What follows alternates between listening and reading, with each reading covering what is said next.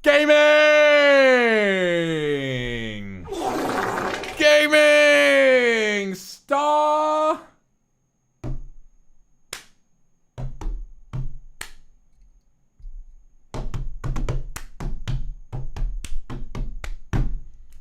Wars.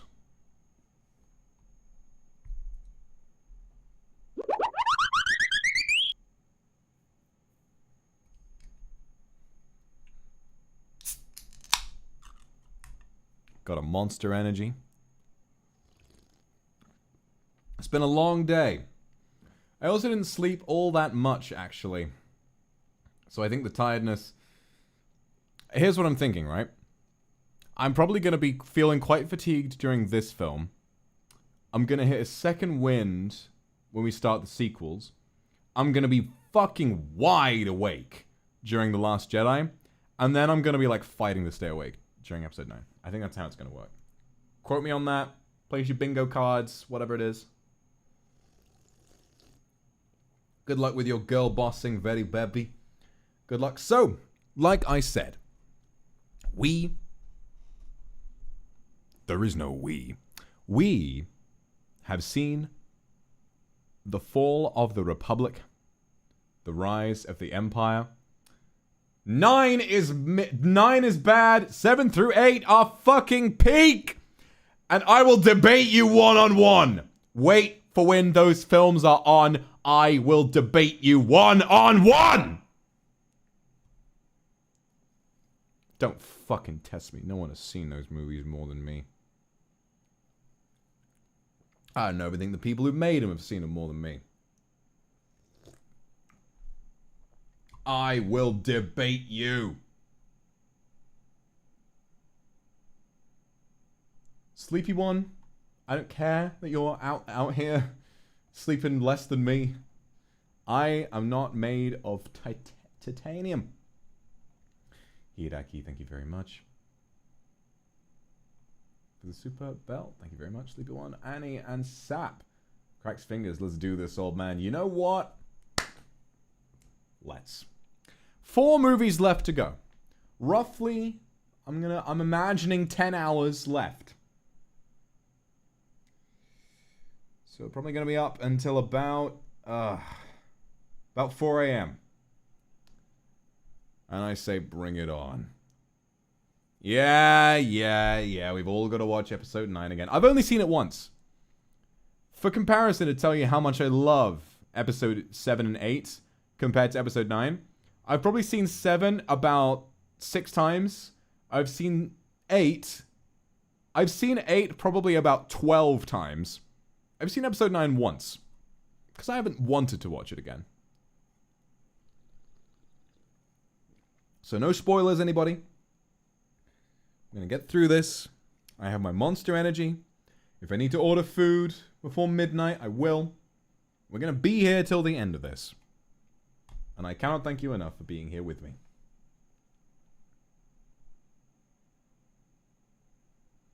Hika, listen. People who don't understand the impact of spoilers will always piss me off. A spoiler will permanently and irreversibly change the way that you experience a work of art. Spoilers genuinely because think about how art can change a person's life. Think about how a film or a book or a show can make you reevaluate yourself. Change your path in life sometimes. Think about those of you who are in a creative space. Think about a work of art that has touched you so much that you have chosen to go in a different direction with your life. It happens a lot. You know what? I have watched this film and it connected with me so much. I am going to do this different thing. I'm going to do this. I'm going to do that. A spoiler could have made that same work of art lose its impact. Every work of art deserves to be experienced in the format that it was intended to be perceived in. That is not pretentious. That is not weird. That is just a fact.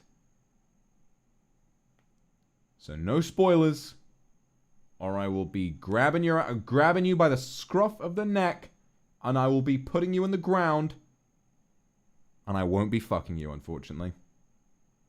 I will just leave you there to sit and sulk and think. Tokito gloves. Kiwi, got your Ray cosplay ready. Viv, thank you for the super. Les, thank you for it. Les. All right. First film we're going to watch is called Return of the Jedi. After the fall of the Republic, the rise of the Empire, and Darth Vader, we have learned that if you didn't see the earlier movies, don't listen to me. Spoilers for episodes 1 through 5. We have learned that Darth Vader is Luke Skywalker's father, that he was a Jedi who turned to evil to save the one that he loved, and now and also Luke and Leia are siblings, and it's kind of weird because they kissed. So there's gonna be, it's really funny. There's kind of a little nod to that about how weird that is in this film, which is pretty cool. So we are now going to see how that arc resolves itself and where we will go next. Thank you very much, Stella and Sal. Let's get back into the movie. So remember, the timestamp for this film. This film is 2 hours, 16 minutes, and 10 seconds long. Make sure you have the right amount. A few seconds off is usually fine. Probably just localization credits. So let's get into this. You can find it on Disney+, but if you have not got it on Disney+, find the 4K release as released in 2010. That's all I'm going to say for now. Let's get back into these movies, and we're going to start this. Hang on, wait a minute. I need to get back in Totsumachi, just to make sure if anyone fancies joining. That might be nice. Okay. We are starting in 3, 2, 1, go.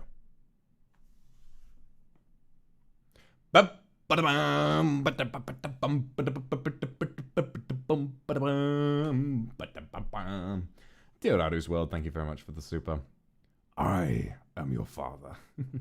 So glad you've been enjoying these movies. Alright, here I go. Can I get the timing right? Turn off the flash, you fucking moron! I'm the goat!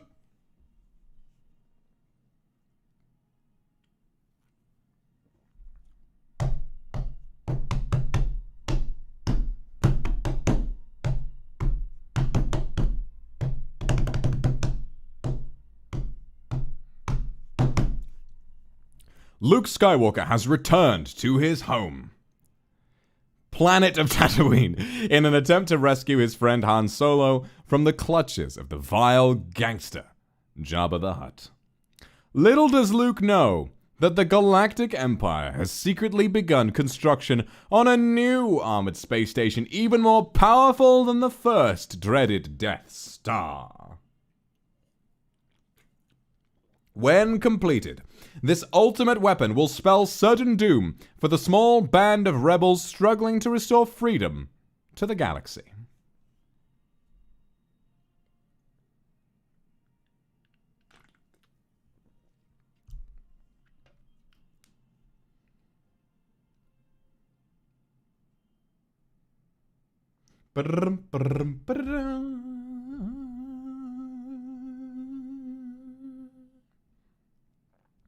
So what do we got? What do we got in this new adventure, I wonder? She jabba my heart. She slobber me now. There it is. They got a new one. It went down Tesco. Got a new Death Star. We're on Return of the Jedi. It says it in the bottom right. You know how to read? Read. Why someone take a bite? They're building it. They're building it. They're working on it. All right, leave them alone.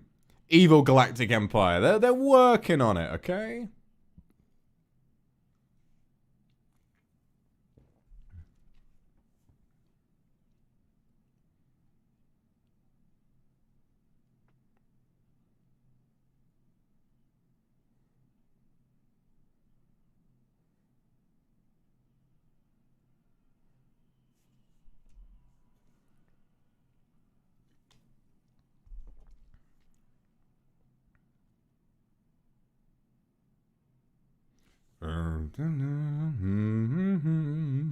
Pop down little, pick up a new Death Star. Just in case you need to kill a planet this evening.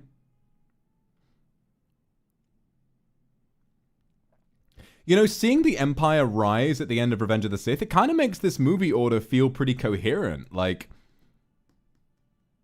I actually really like watching the movies in this order. I think it's pretty cool, actually.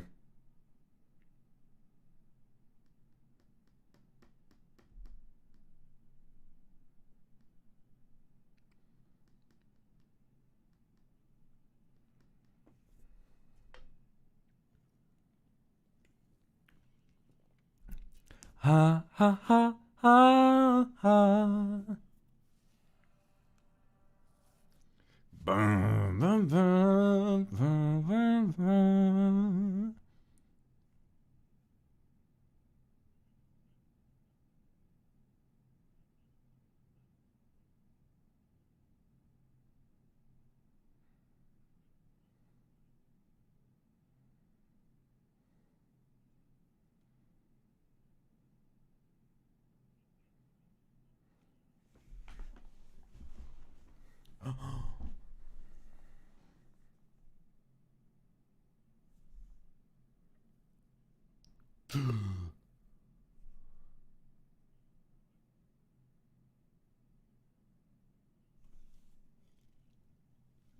Mm-mm.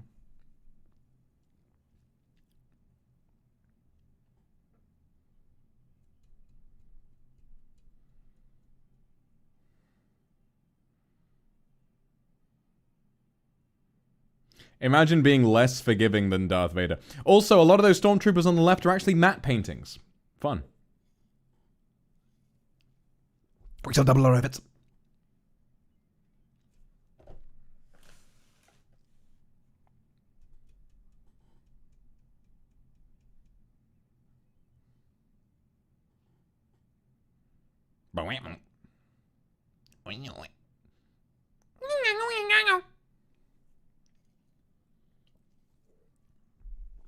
They're just strolling. They're just chilling.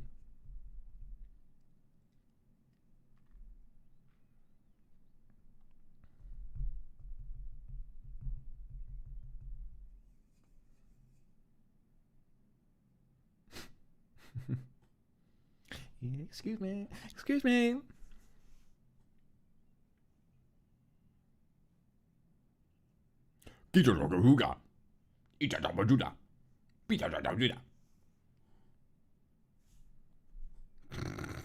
That's Huttese. I love it. I love it.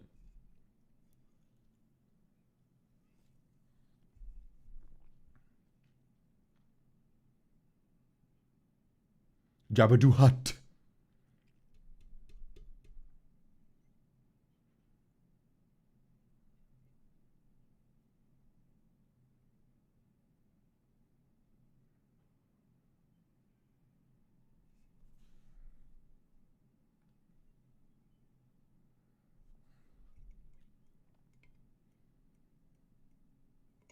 Oh dear.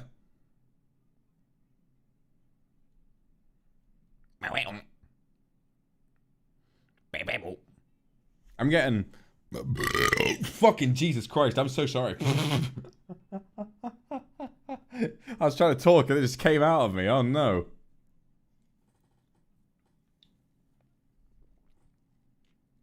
Nice one, thank you.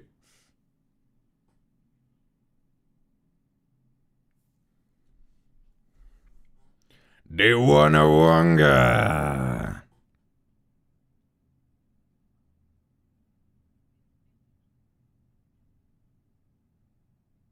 De Jabawanga? De Jabawanga.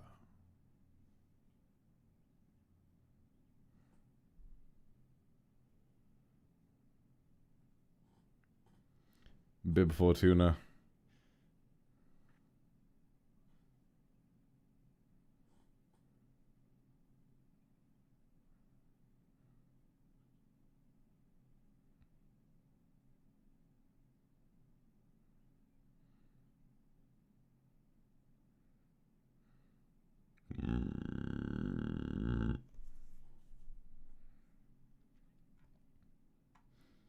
He's a little... No, you know what? Like, he's fashionable, but that's about it. I don't know if I can really see it. Actually, gloves, that makes a lot of sense.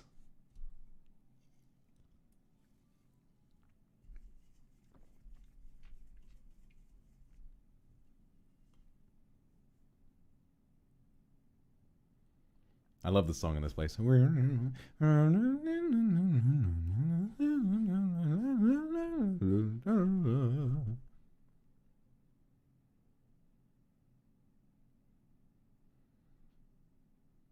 morning. Good morning. Could you use the subtitles to tell me what that means, movie?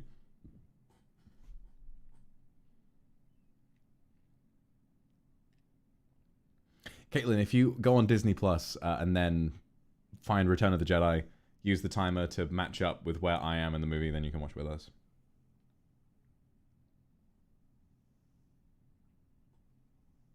The subtitles don't know. Not even the people who made this film have any idea what Bib Fortuna is talking about. Salacious crumb! That is a disgusting creature. Salacious crumb. What a name. My guy, Salacious crumb.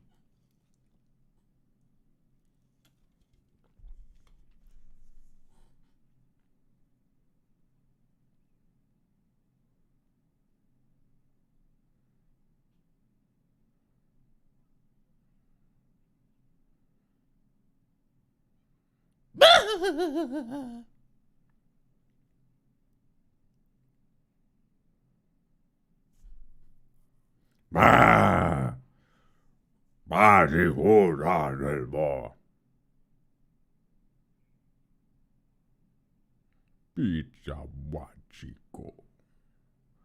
Nane tu chunky bo.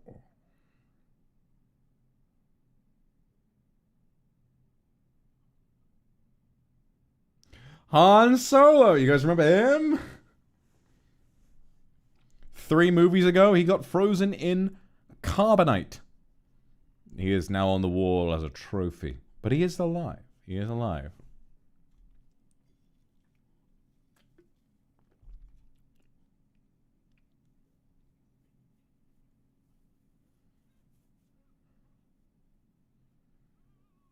Holy jolly buck, thank you for the super. Oh, fuck off. It's Revenge of the 5th. Don't listen to him. It's Revenge of the 5th.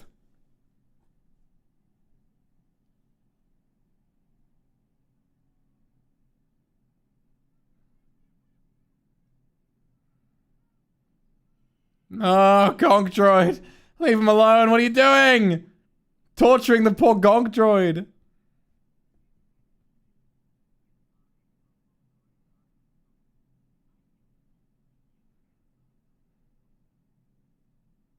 Who?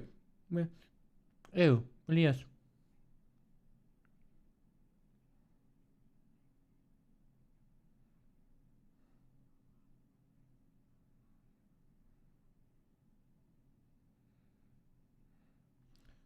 Disintegrated?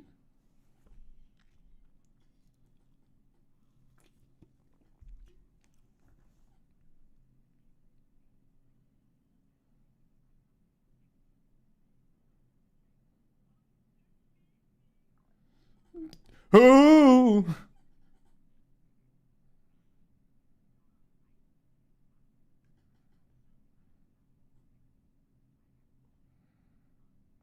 Not the Master's sail barge. Man. Not that.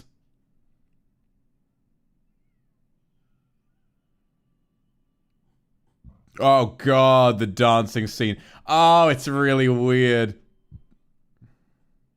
I like this little guy, though. No, don't show me that weird fucking snout creature. This is another edition. This is another edition with the special edition. Actually, there's a pun. And it's just so pointless and so weird. It's so weird.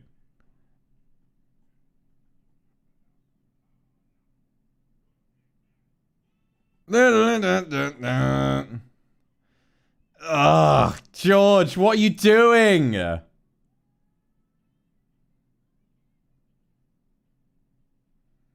What's this in here for? Why is she so ugly?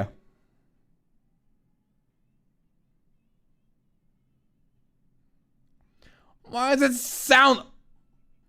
Okay, that like bug man, he sounds kind of... Hey, Dad, take it off, da. But like that long snouted creature is just ugly and sounds bad and is wearing a fucking loincloth.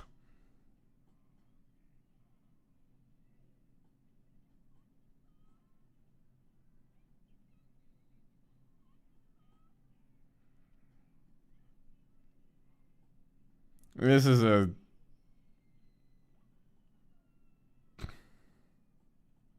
No, not the Twi'lek. She's so pretty.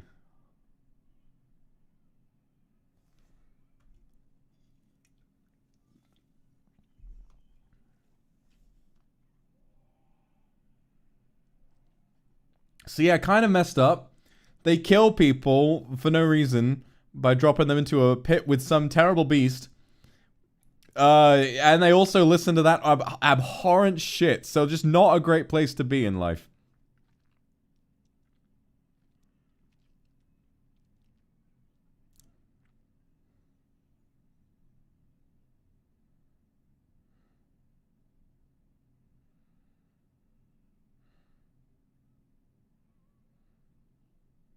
Yeah, Nate.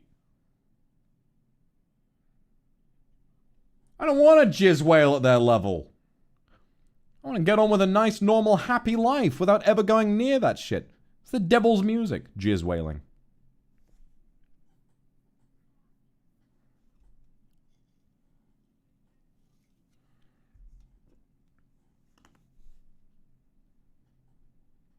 Yobako Raduga.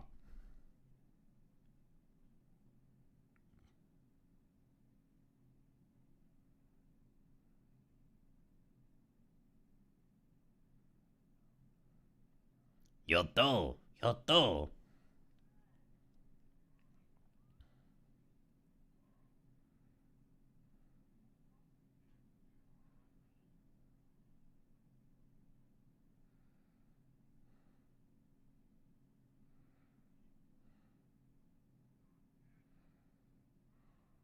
Brr.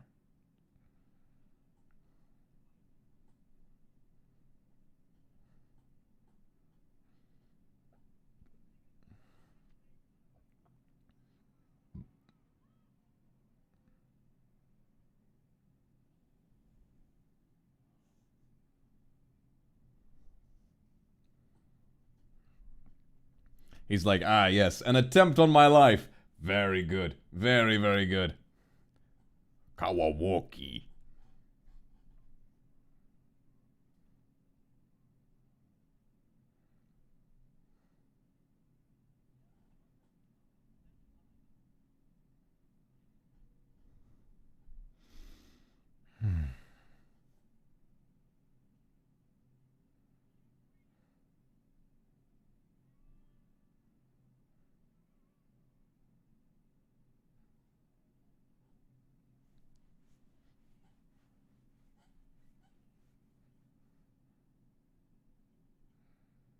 Doop chop.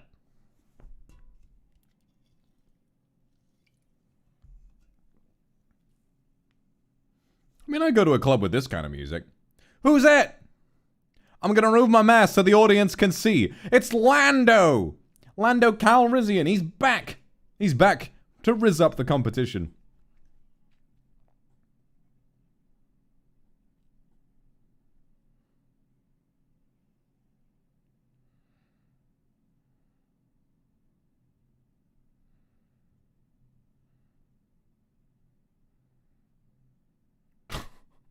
Why did that... Why... George Lucas, why do we need to spend 10 seconds watching a large creature eat something and then burp? Like... George. George. Can you explain your thought process clearly and succinctly for like 1 second, please?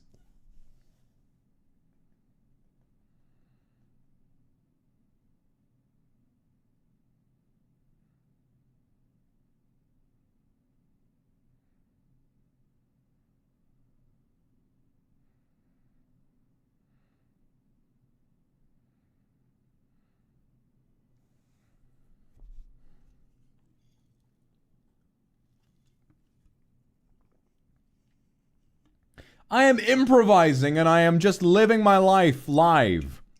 I will burp from time to time. People burp. This film is edited. These streams aren't edited. It's just happening. Aww, that sounds like a lot of fun. Don't worry about it. I hope you have a good day.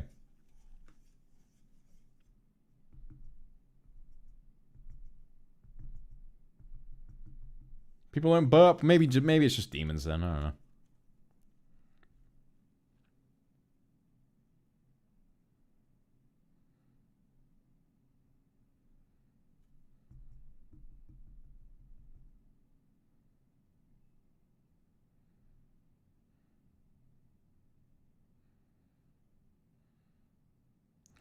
He's free!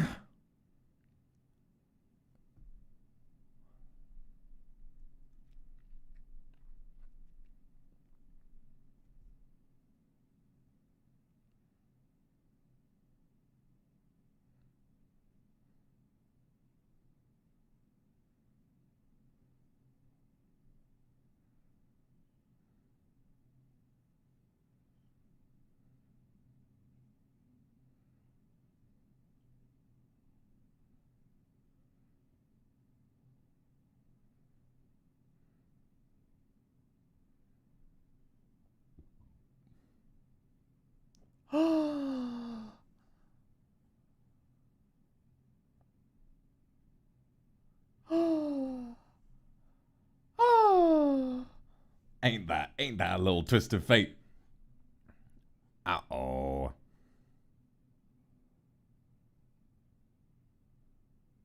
They were behind a fucking curtain.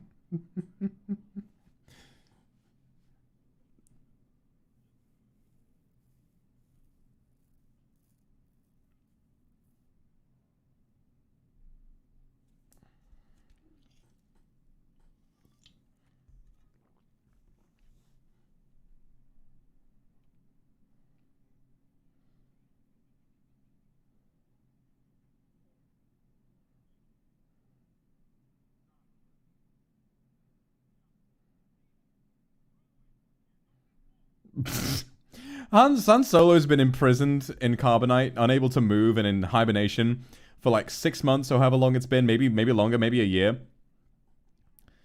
And he's immediately ready to start swindling again. What an icon. No matter what, listen, I heard it too. I don't think we need to talk about what the word poodoo actually means in the Star Wars universe. I actually think I'd rather not, to be honest. It brings me so much pain. It brings me so much pain.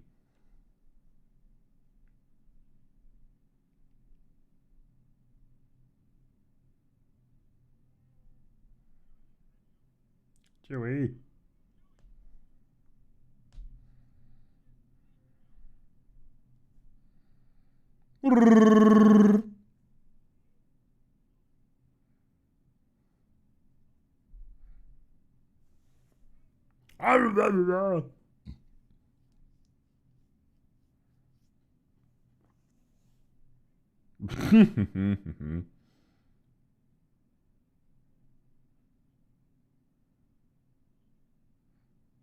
I'm alright, I'm alright. Hey, what's the big idea, pal?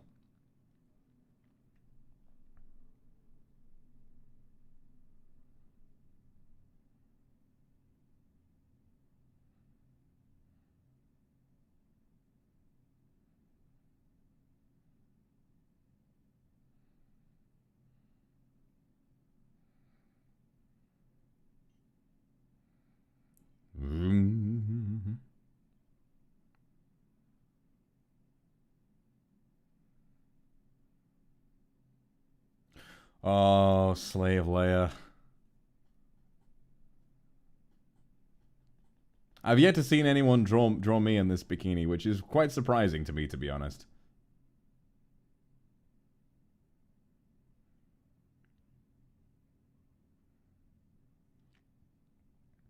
She hated the scene. I don't blame her. I don't blame her.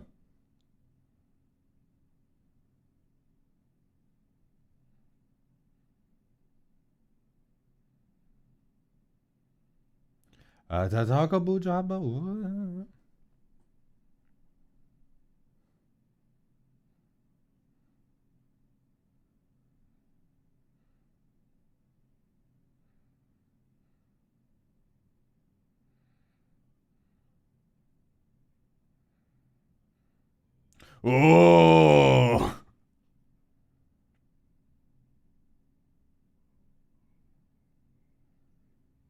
Yeah, no, I'd rather be the one holding the chain with you in that suit as well, but I know what you motherfuckers are gonna do to me.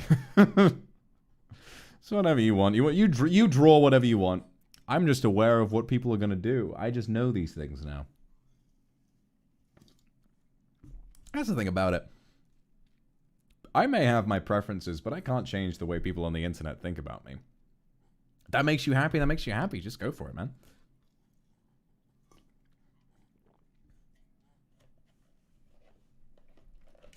I've always been hot, and I've always known things.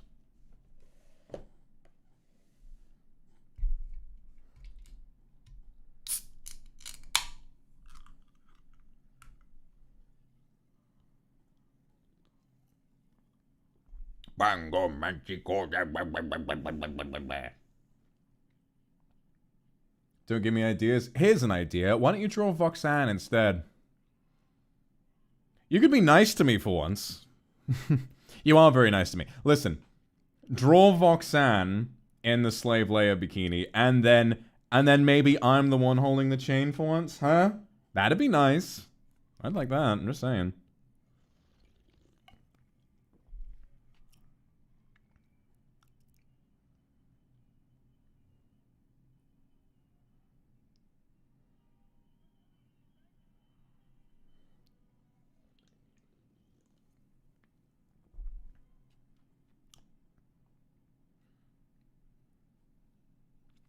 The Rancor. You want to be the slug? You mean live slug reaction? I am a slug. I just kind of glide around, making mess everywhere.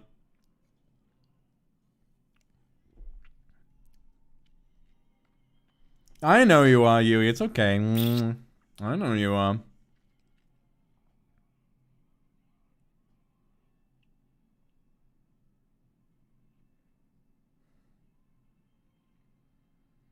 Goddamn, that pig guy, he's dead as hell. He's dead. Voxan would top me? Voxan is me, you fucking numpty.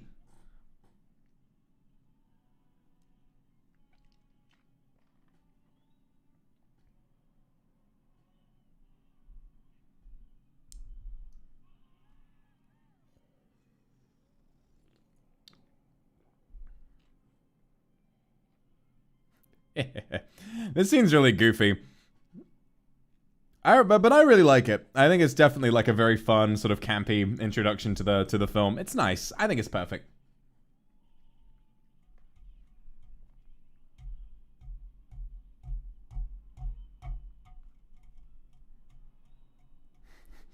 Yeah, you ain't never coming back from a numpty.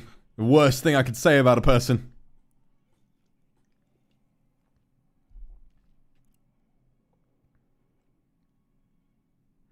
The Lego Star Wars for the DS part with this boss was kind of fun. I always remember that.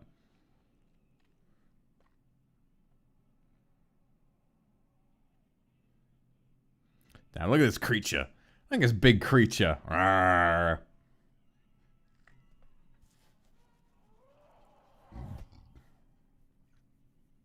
Yowie Money Entertainment. No!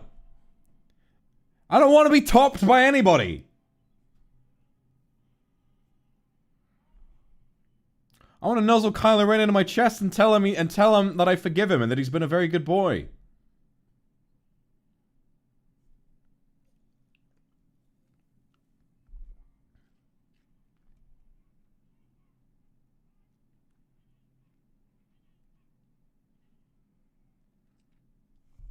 I don't blame you guys for having your headcanons. I don't blame anybody for having preferences or having fun with the kind of things that I say, the kind of things that I might do. You can have any headcanon or any perception of me that you want. If you want me to be a certain way, imagine that in your head, and I have no quarrels with that whatsoever.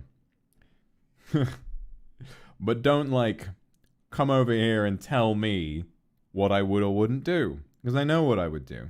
Okay? I'm not mad at anybody. I don't think anyone's ever, like, genuinely said something that's really, like, pushed me out of my boundaries. But, you know, it's a little weird. It's a little weird to kind of take a headcanon that I've never really played into outside of, like, giving fan service every now and again. And to then be like, do you want to do this? Do you want to do that? You know, like, no, I don't.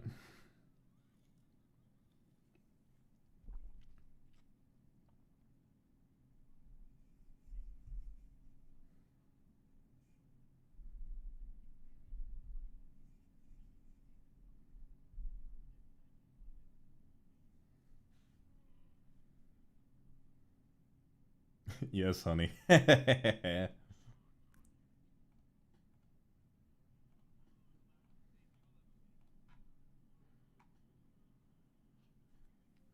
And just so no one goes on like a Twitter rampage getting mad at people, I'm not mad at anyone.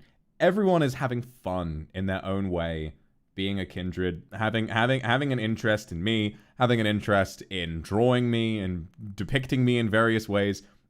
No one is in the wrong. No one is actively going out of their way to make me uncomfortable. No one is violating my boundaries. No one is doing anything like that. I am just a man online who is being perceived by a lot of people, right? So I will inevitably generate or be surrounded by a lot of people with different preferences and opinions, and that's fine. That's always been fine with me. You can see me in whatever way that you want. It's just don't, like, you know, listen to something that I'm clearly not into and then, like, put it in my face and be like, you know. So in case anyone has done that before, I am not mad at you, okay? I completely get it. I completely get it. Don't worry about it, okay?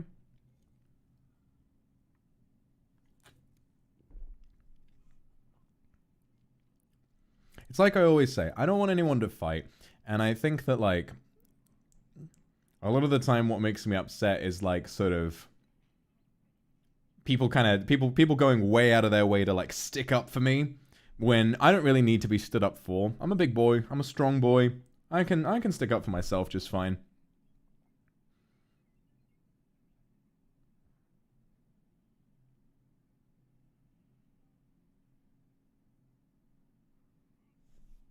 But that doesn't mean I don't like you for it.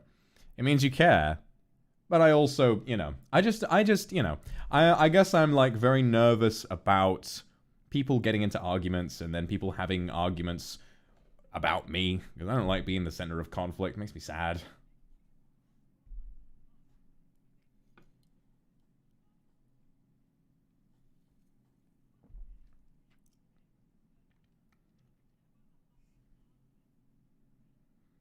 So yeah, just, you know, have whatever ideas you want to have about me in private. Just, you know. I don't know. I mean, it's also difficult because, like... Also, like, this opening scene from Return of the Jedi is a little bit kind of like... it's funny. It's a fun little romp, but there's not really much plot going on, so I'm just talking over it. Hate Jabba more than Jar Jar. That actually makes sense, because Jabba is like a little bit less annoying than Jar Jar, but he's also like a misogynist, so I feel like it maybe evens out a little bit more in like Jar Jar's favor. So yeah, no, that's a valid opinion. I kind of respect that.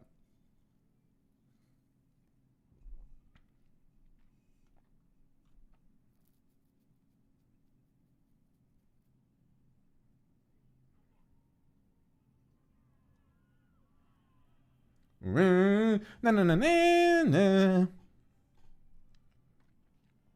He's got a green one now. Woohoo! Yay! New color. Woohoo! Ah. Also, anyone who falls into that Sarlacc pit is slowly digested over 1,000 years. Really nasty way to die.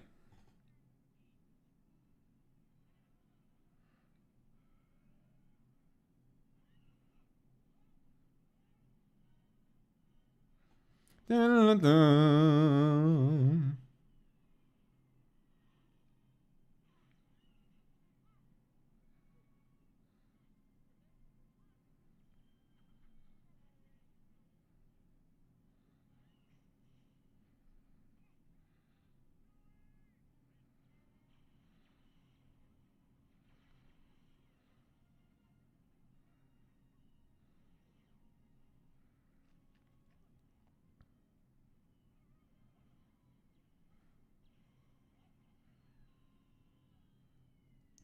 You know, I've been... Oh yeah, Boba Fett just died. This is what I talk about when I say that Boba Fett is a minor character. He says like one sentence in the last film, and then he like flies into a pit and dies. Boba Fett has never been an important character. He just looks cool. I mean, he's not dead because he comes back in the book of Boba Fett. But I mean, at the time when this film came out, this was his death. And here goes Jabba as well. But I've been kind of thinking about this for a little while. It's a difficult sort of thing because I think about the whole wife thing, you know. And I'm so 50-50 on it because it's really interesting how... Well, Jabba's dead, Lamau. It's interesting because it's the kind of thing that does, like... It's not something I really want to be called. Unless it's like male wife is fine. Because I like cooking and cleaning and taking care of people. But, you know... The whole wife thing, it's weird, and it feels odd for me, because that's never happened to me before. But I'm also at a point where I understand that it's kind of my job, in a way, to, you know, live up to people's expectations and make them happy and stuff like that. So it's a really curious predicament I find myself in, because it's weird and it bothers me to a certain extent, but not enough to where I'm like, oh no, I'm so uncomfortable. You know, it's not to the point where it makes me sad or upset or really anxious. So it's like, well, it is my job a little bit, you know, at least a little bit. I'm here to entertain. And if I can, like, make more people happy because I can just kind of be like, Lamau, it's funny. You know, the whole bit, like, me saying, I'm not your wife. It's more of like a bit than it is me genuinely expressing a boundary. Like, it's more of like, Lamau, you know, oi, don't you do that. Like I'm kind of fighting with people. And if they sort of play into that, I don't really think it's them, like, disrespecting me. Well, living up to expectations is nice, though. I don't want to let people down. Even if it's, like, impossible to live up to everyone's obviously it's impossible to live up to everyone's expectations, especially when you're watched by so many people. It's a difficult, like, it's a really difficult, like, sort of, yeah, see, if I had my way, then everyone would call me, like, everyone would call me daddy all the time, and it would be, and everything would be hunky-dory. But I also understand that's not everyone's preference. And think about ASMR in the way that I try really, really hard to be inclusive, you know. Always use gender-neutral pronouns. Don't say girl or boy. You know, that kind of stuff. Make sure that everyone who chooses to watch the ASMR can have a really nice time with it. And I feel the same way about other things. Like, I kind of don't want, even if something isn't like my preference, I kind of don't want to go out of my way to, like, tell someone off for seeing me in a certain way because that's their enjoyment, you know. At the end of the day, I am here to be enjoyed. And if anything, I can't imagine how bad I would feel if I was someone who thought I was innocently making, like, a joke about my Oshi, and then I was like, no, and I get really upset about it, you know. That has happened before, but I don't like when it happens because I don't want anyone to have like, a negative association with me. If you like my content, I want you to smile when you watch my streams. I want you to watch my streams and be like, wow, oh, I love this guy, and then to smile and feel, like, warm, you know. I don't want someone just because of the way of what they're attracted to in a man. I wouldn't want someone to then feel less of that. And if anything, I think that it is a boundary of mine to respect when I'm okay to put up with something, you know? So it's definitely straight. Yeah, there are more matte paintings for the Stormtroopers. I really like this. Dun, dun, dun, dun, dun, dun, dun, dun. The Emperor's showing up. So, like I'm saying, difficult sort of minefield to navigate.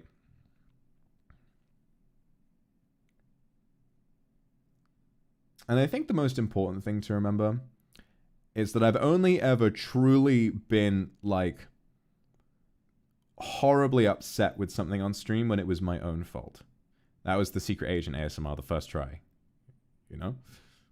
When that happened, that is the only thing that's ever happened that's, like, genuinely hurt me so much that I needed to end the stream. Everything else has been kind of like, if someone's gone out of their way to say something really fucking weird, I've kind of just been like, ugh. And then I get over it because it's the internet. People are going to be weird. I'm lucky enough and I'm happy enough to be in this position and to be enjoying my job as much as I am, that a little bit of discomfort is something that can be overlooked. It's kind of an occupational hazard. It's like random people turning up in chat and mentioning other streamers. It sucks to see, but is it like worth getting all mad about? And you know, well, yeah, it's worth, like, banning those people and enforcing your rules, obviously. But, like, is it worth letting it get to you? And is it worth, like, making the focus of your stream yelling at these people? I mean, probably not. Like I say, it's an occupational hazard. And while we take this streamer culture and this environment so seriously, and while it's very important to us, some other people might just be passing through, and maybe they don't think twice. Not bad people, they just sort of break the rules, you know, ban them, time them out, whatever, and you move on with your day. There needs to be a way of finding, like I always say this, it needs to be a way of grounding yourself and finding a balance, and also finding a way of making this job reasonable for yourself long term. And setting up so many walls that no one can enjoy you anymore is scary for me, you know. I don't know. Like I say, I don't know. I'm figuring it out still. I've been here for a long time, and I'm still figuring out how best to do this. Truth is, at the end of the day, I do not know. I'm trying. Every day I'm trying a little bit harder to do the right thing and to help people enjoy what I do in the better way. I am a people pleaser, but at the end of the day, it is a streamer's job to please people. So, where's the line? I'm trying to find it. You know. Let's watch the scene.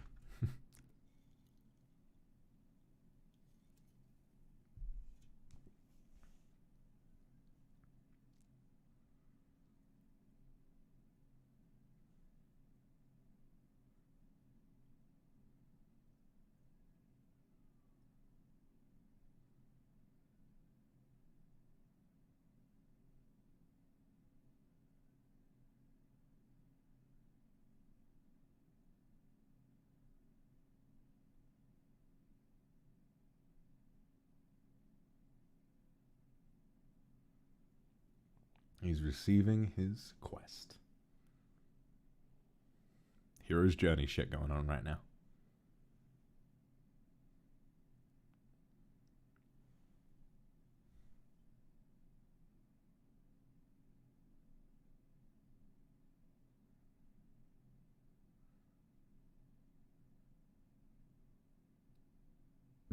He's like, I don't want to deal with this shit right now.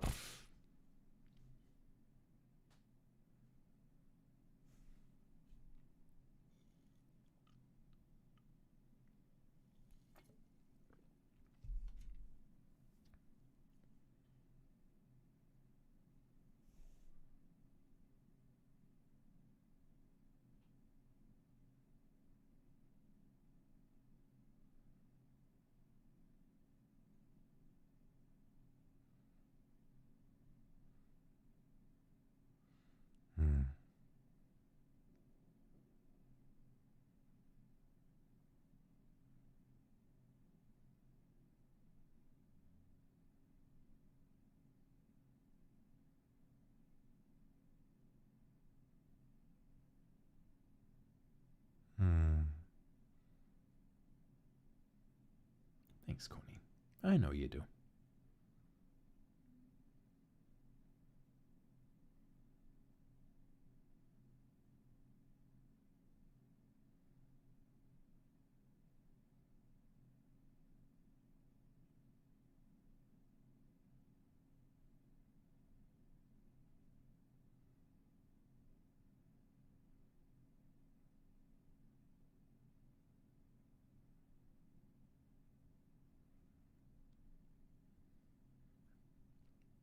Thanks, Kiwi.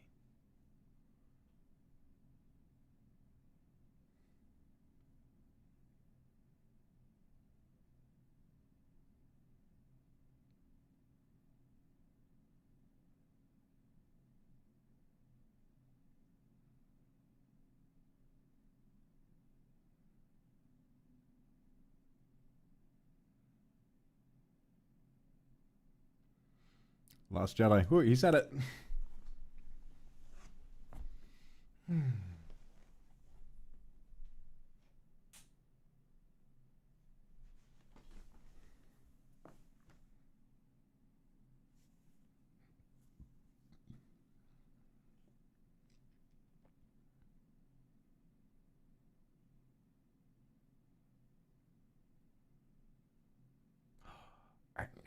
There.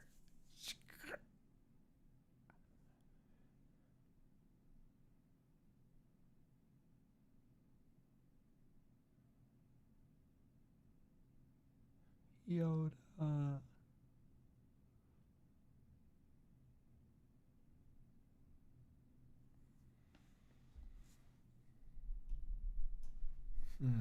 Yoda.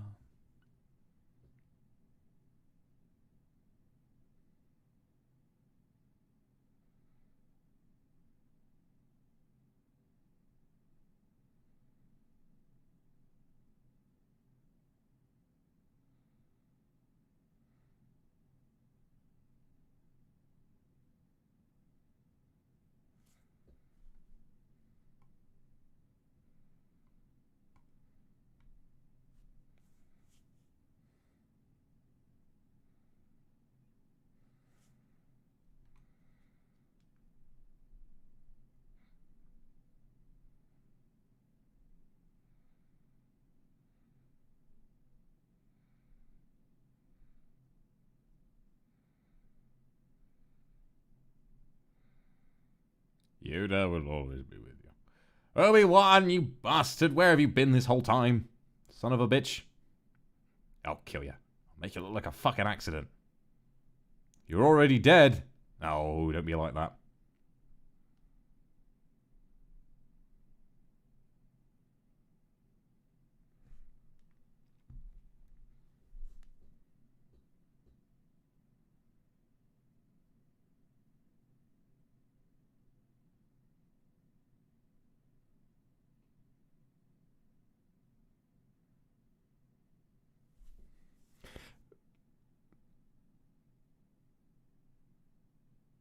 It sounds like Obi-Wan is being weird about it, but to be honest, Luke was like 19. Can you imagine just dropping on him?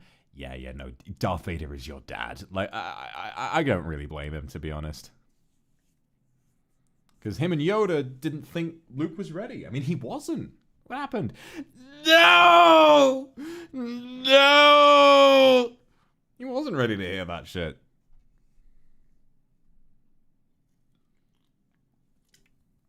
Well, would he ever have been?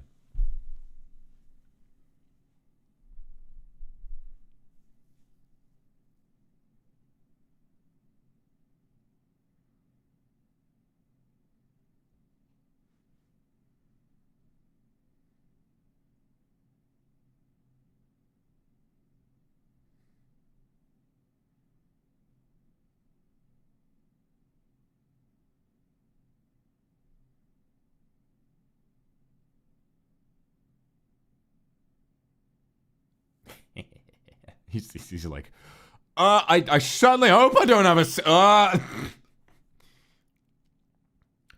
Now, Luke, I'm going to give you a little piece of trivia. How many other women do you know? And Luke has to really fucking think about it. Well, there's Leia and wow.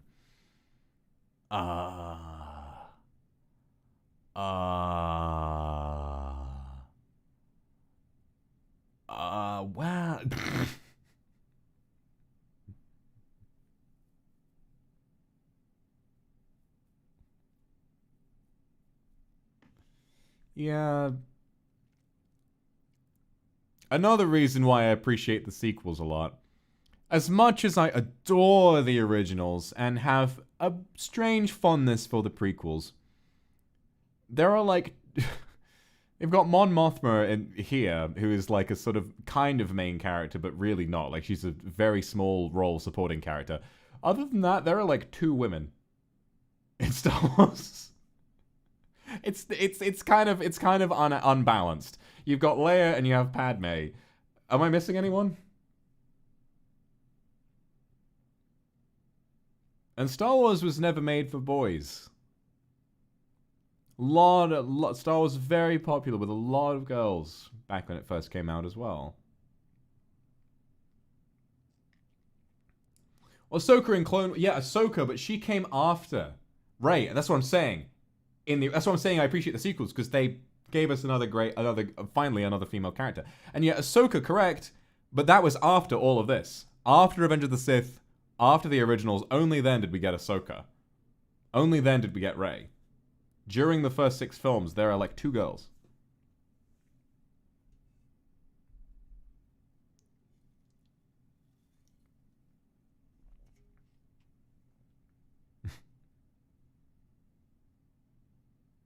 Yeah, after the prequels, there are a lot more. Probably because George Lucas wasn't all that involved, but I'm not gonna go there. You know what's also funny? There's no way Star Wars can pass the Bechdel test, because the only other female character dies the instant the other one is born. She passes on the ability to be female to another. There may be only one woman alive in Star Wars at a time.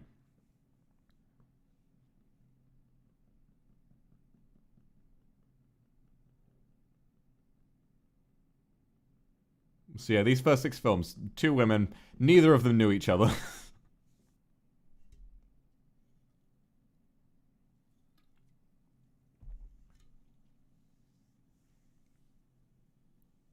Yeah, the timer is where we're at in the movie. So if you get on Disney Plus and you go to 50 minutes and whatever the seconds are on the timer, then you should be able to watch with us.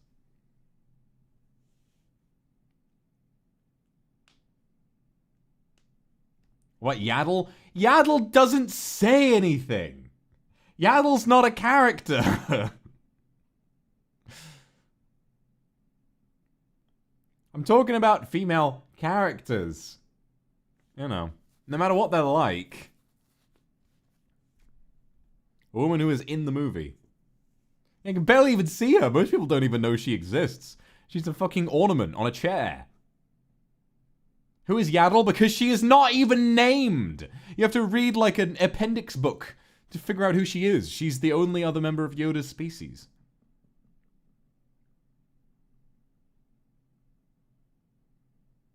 Oh yeah, Shmi. Of course, Anakin's mum.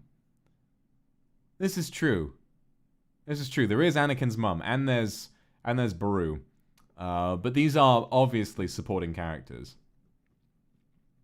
Not that supporting characters are any less important, but they definitely have a very limited role when you have a wealth of male characters with so much to do. That's what I'm trying to get at. You know what I'm saying. 8 lines of dialogue total? Are you shitting me? Oh my god. A Griffin. I should see those. But that's the thing. Again, that's all now. And we do kind of have Clone Wars with Ahsoka and the sequels to thank for that.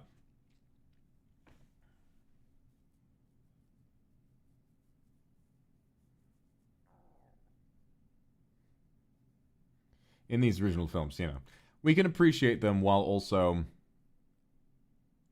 acknowledging that, yeah, products of their time, limited, and definitely room for improvement with regards to that.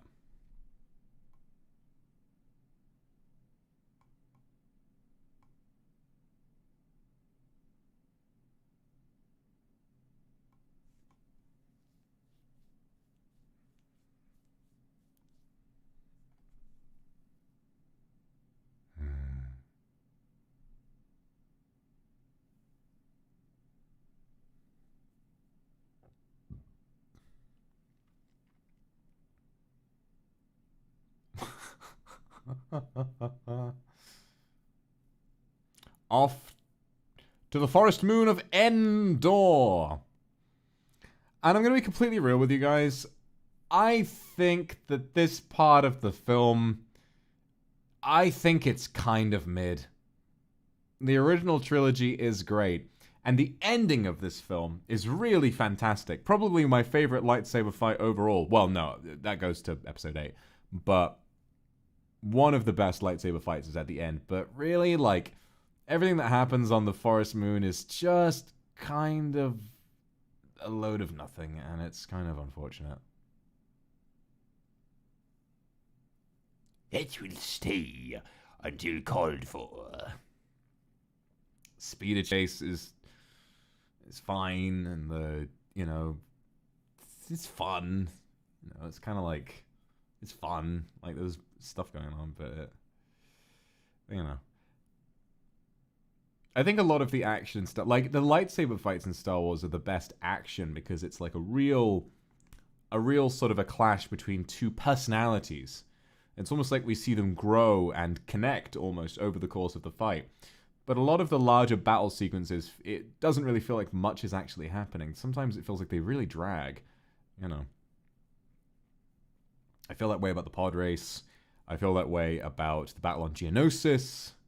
I feel that way about all of the Kashyyyk stuff in episode 3. Episode 3 is pretty good about it. I don't think there's much action in episode 3. Oh, the fucking bit on Utapau, after the initial fight with Grievous, just all of the running around is kind of annoying. Episode 4 doesn't really have much of that. Episode 5 is also fine. I think everything in episode 5 is great. Yeah, the pod race was in real time. The pod race took about 10, was going in the character's world, for real, for 10 minutes. And we sat there and watched it for all 10 minutes as well. Hey, Sith Lords can be cuddly. I'd be a very cuddly Sith Lord. I'd defeat our enemies and then I would give you a cuddle, I'd be very protective. You know how protective I am. You get close to someone I love, I'm gonna.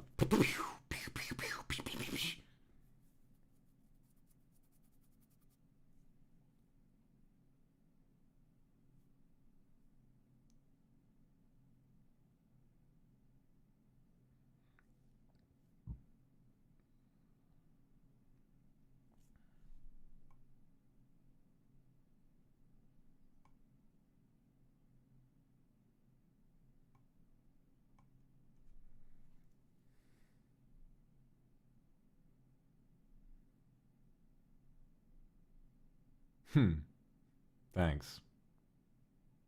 I appreciate being called cute for that. I'll accept that. I can wear being protective with a badge of honor.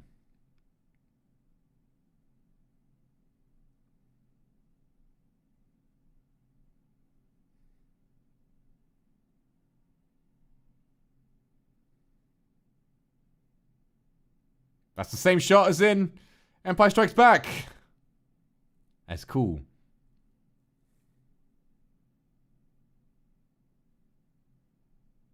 Yeah, you did. Yeah, you did. Don't you back off. I am cute, aren't I? Meow, meow, meow, meow, meow, meow, meow, meow, meow.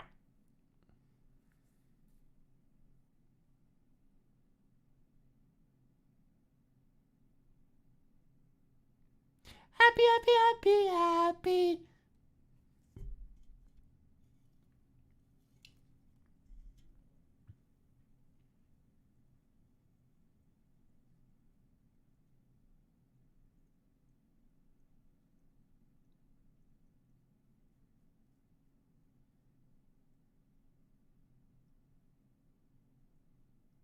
I fucking love him.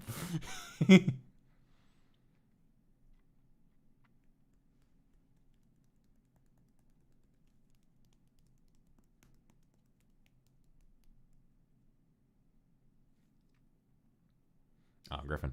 Captain Rex being a part of this crew, I think, is a really nice detail. Whether it's a headcanon or whether it's actually true, I just like to believe it's real. You know, it's great to see that one of our favorite Clone Wars characters is alive and well.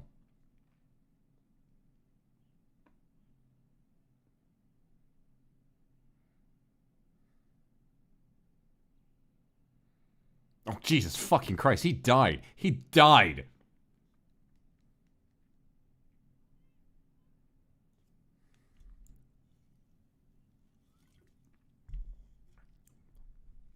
Don't touch her like that! You're gonna feel very uncomfortable later on when you find out.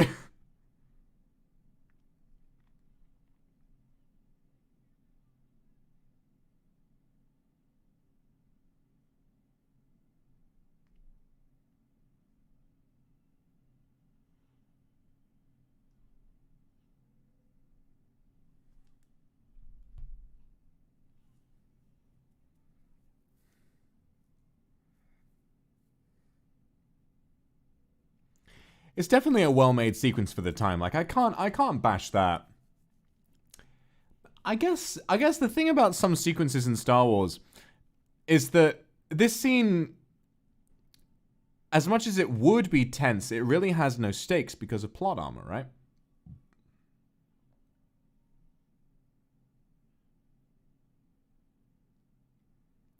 We know, within reasonable doubt, that Luke and Leia are not gonna die here. And it goes on quite a bit long. It goes on for a while. A scene without music kind of implies tension, right? It implies that, and I think really like this scene is just a technical marvel, you know, like the green screen, very impressive for 1983. All of the stuff, like the coordination and a lot of this stuff, and the speed and the inventiveness, yeah, it's pretty great. It should be tense, but it's not, because we know that these two characters are going to live. There's no way that one of them would randomly fly off the speeder and crash into a tree and die. Unless it was like a really strange turn for the movie, and that wouldn't work either. That wouldn't be good either. So it's just kind of a bit of a waste of time in my mind. You know, it's just a bit.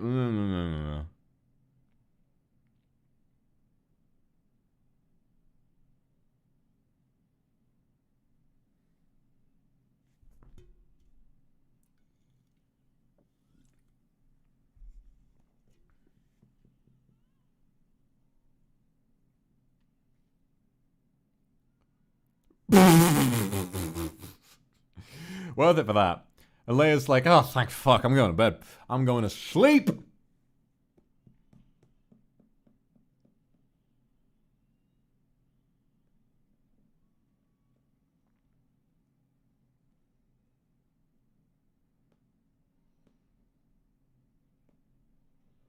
Exactly. He saw this scene and he said, you know what? More of that. Pod race. It's definitely better than the pod race. Nana and Mono, thank you for the gifted. Mwah. Thank you. The way he flipped there was really funny. What?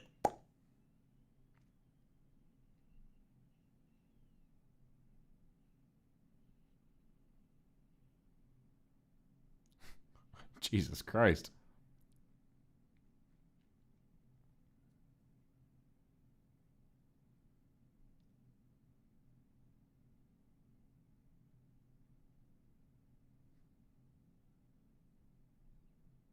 Beep boop, beep boop, beep boop.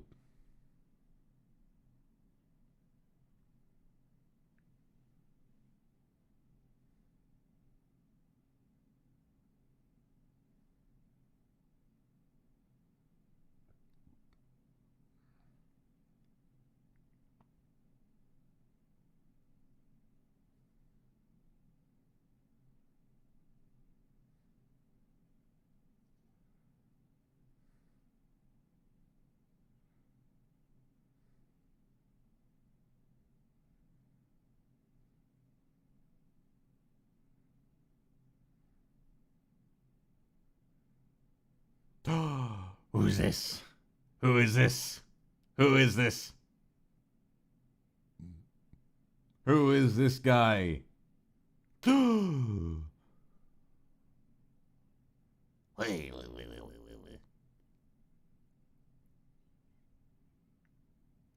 Little teddy bear. See, they would be adorable, but look at its fucking face! He's so scary! He's so scary! Look at his face! He's not cute at all! He's horrifying! Look at those eyes! He's like... Bleh!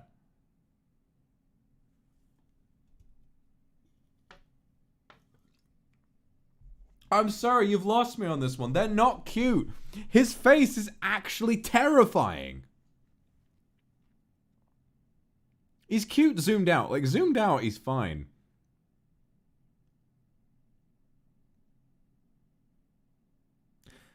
Zoomed out is fine, but then when you look at his eyes, like how wide his eyes are, it's like, whoa! It looks like a FNAF jump scare. I don't mind the beard or like the fluffiness of him. Like, that's cute. Like when you can't see his face. Look at his eyes! That's a horror creature right there.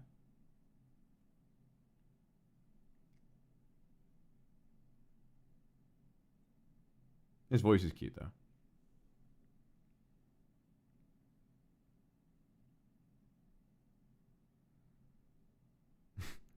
Holy shit, dude! I'm like the soy jacks pointing behind them. Whoa, it's a hat!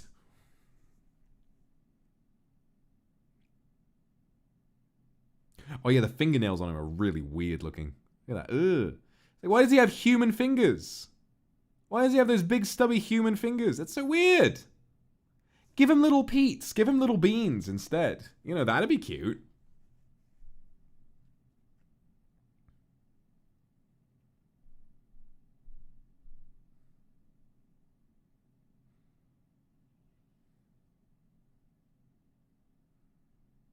See, that's not cute. That's fucking horrifying. Yeah, I love the Battlefront 2 mode where you can play as the Ewoks. If you're the Stormtroopers in that mode, it genuinely feels like a horror game mode. Because the Ewok, it's like zombies. The Ewoks hunt you, and then when you die, you become an Ewok. You get lost to the forest. And the Ewoks drop on you from above and put a spike in your head. It's terrifying.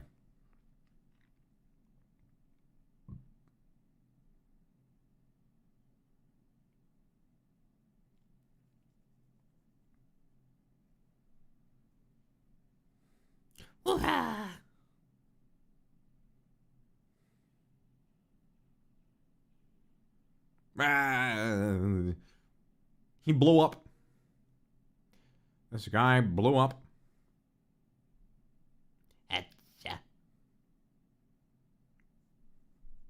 Wah.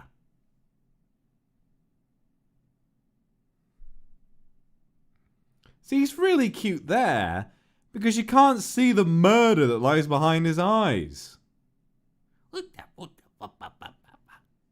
He's cute there. He's holding that hand. He's like bobbing along. That's cute.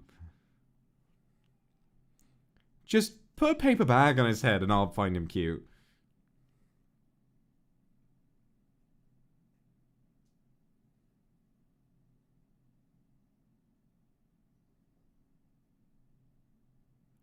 He's not cute. He's fucking horrifying. Or I'm going to dramatically turn around in my big chair.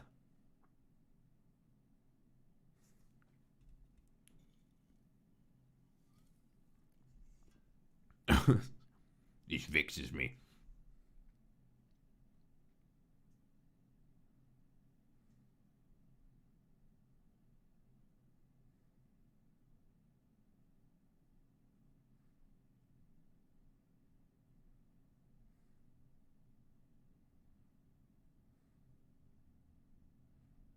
Hmm.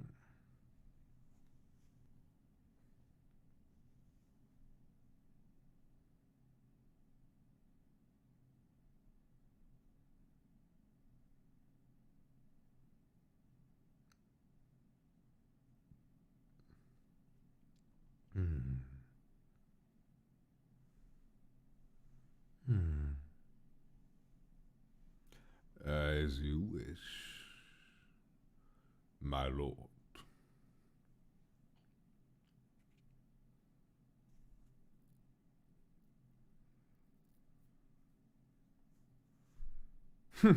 That is true. That is true. Saying the same shit about myself. I'm not cute, I'm horrifying. He's not cute, he's horrifying!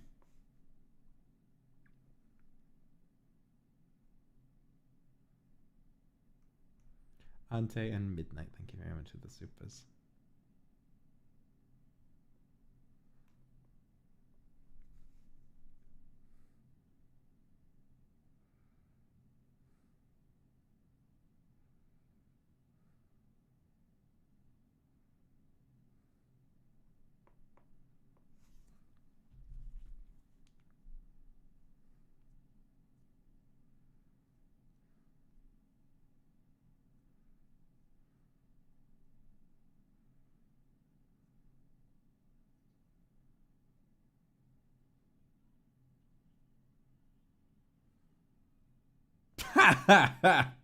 Tokito, thank you for the soup, and I appreciate it.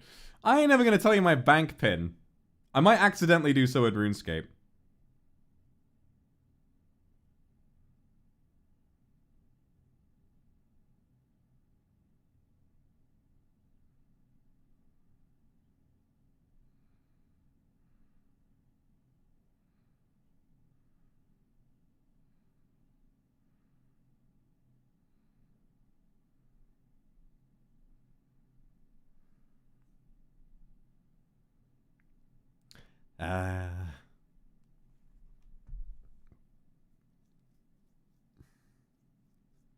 He had that in him. What? The dog? They're scary. They're scary. Harrison Ford can't fucking believe what he's seeing.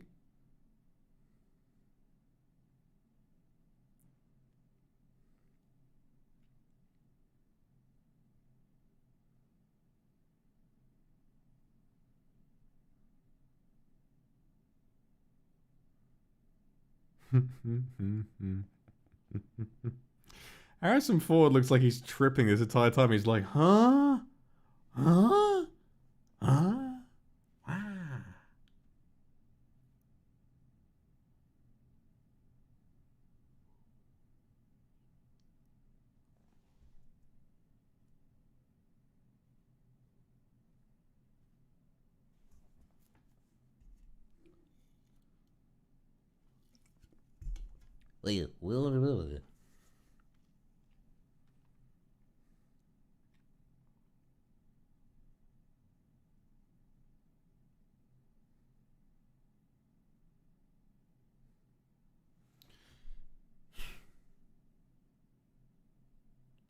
What are you doing?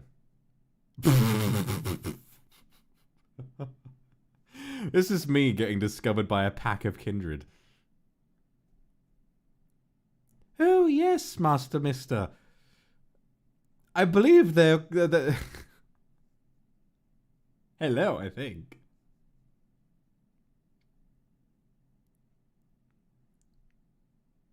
I mean, am I wrong?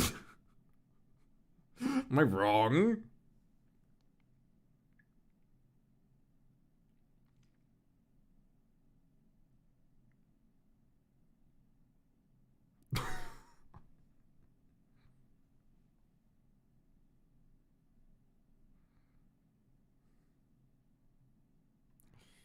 Why you? Dialogue is still really funny. My mistake. Hey, hey, my mistake. I'm sorry.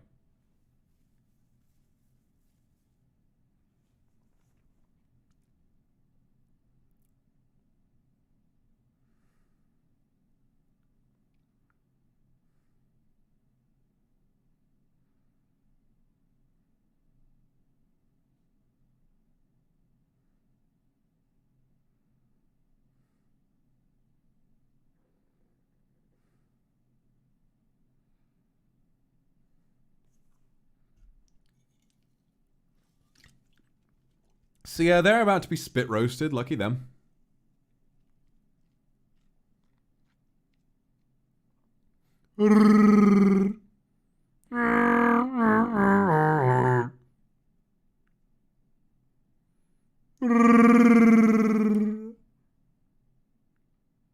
Tapatuta.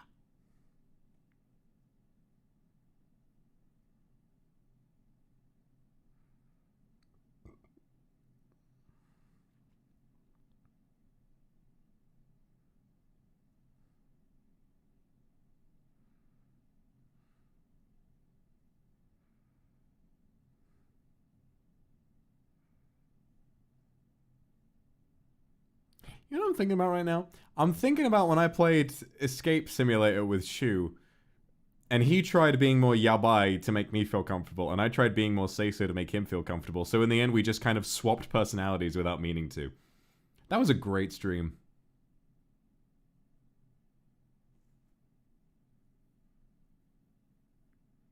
Wait, you spit roasted an innuendo? Yes. Shukamo collab again. I would like to. I need to ask him still. I need to ask him.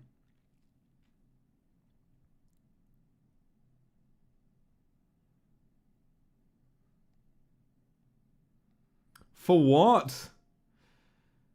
Oh, you sweet summer child. I mean, hey, maybe if you don't know what a spit roast is, maybe you're not old enough to be watching this stream.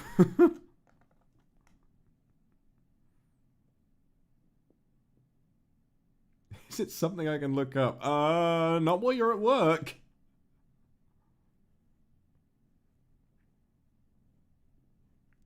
Oh, you sweet summer child.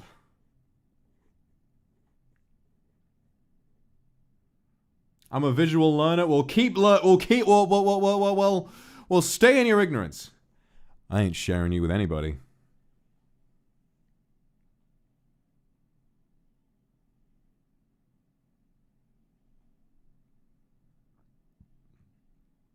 This sequence is great.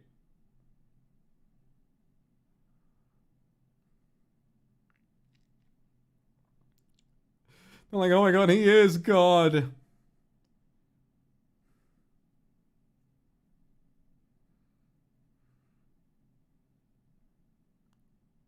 No, not again. I'll answer.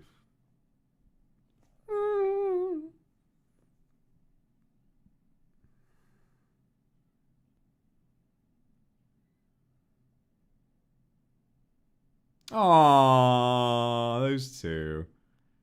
They're so in love. They're so perfect. Them, just them.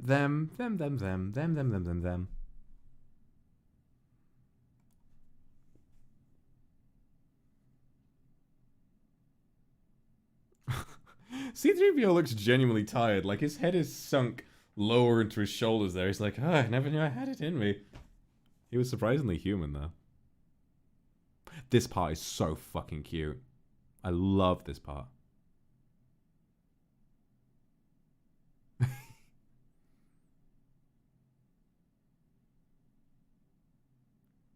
Smoking the Zaza.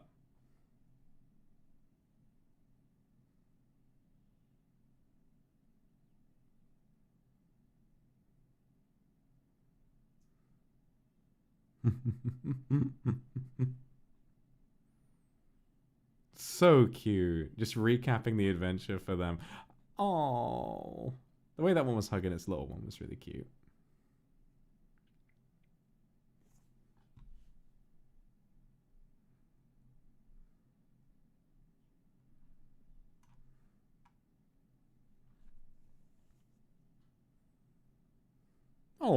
Okay, that one's cute. That one gets a... That one gets the okay from me. He's fine. Give him a little hug. I'm warming up to the Ewoks, I think.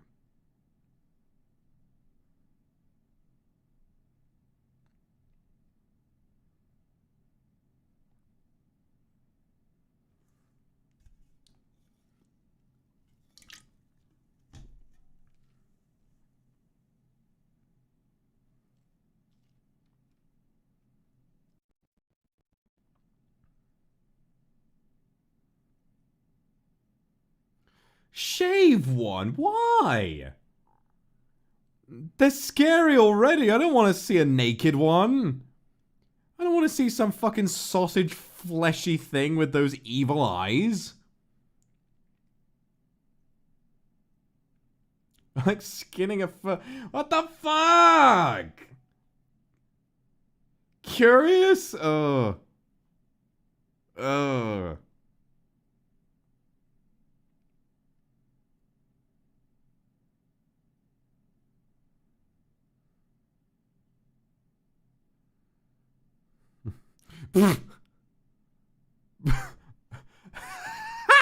That was fucking good. I love that scene. The way C-3PO looked back at him like, Jesus Christ, leave me alone. Shaved bear? Ah! It's on my ceiling. Staring at me.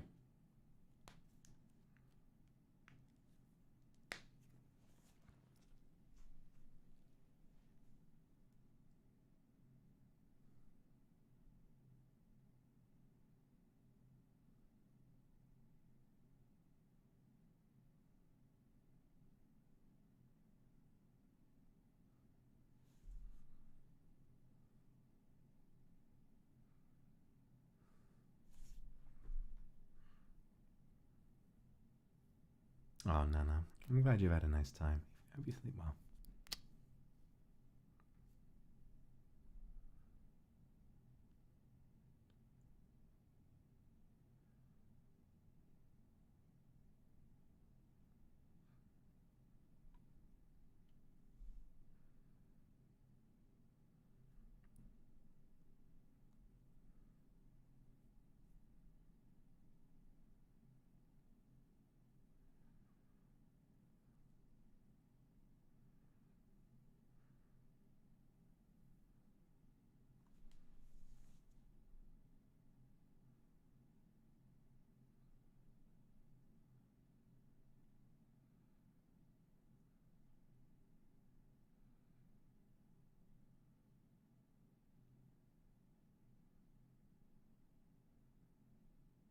Mark Hamill's great in this scene.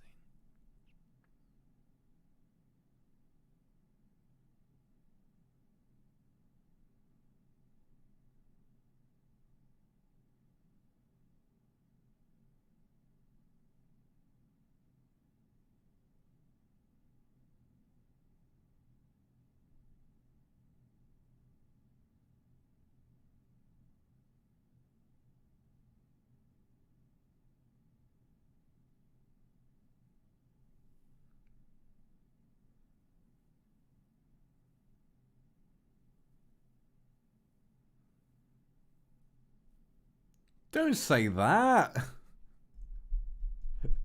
You kissed him.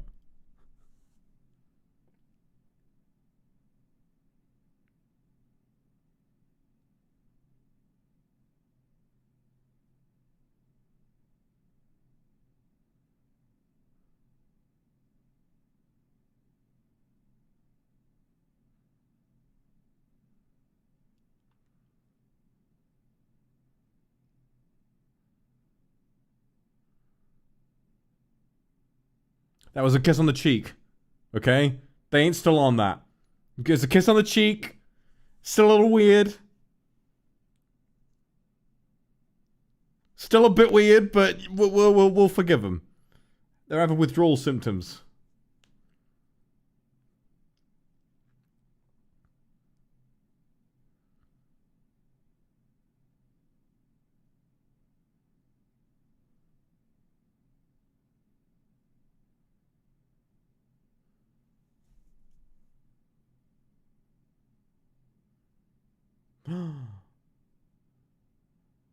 Uh-oh. Uh-oh. Now he's jealous. He doesn't know that that's not gonna happen. He's like, wah, wah, wah, wah, wah. Keeping secrets, are ye?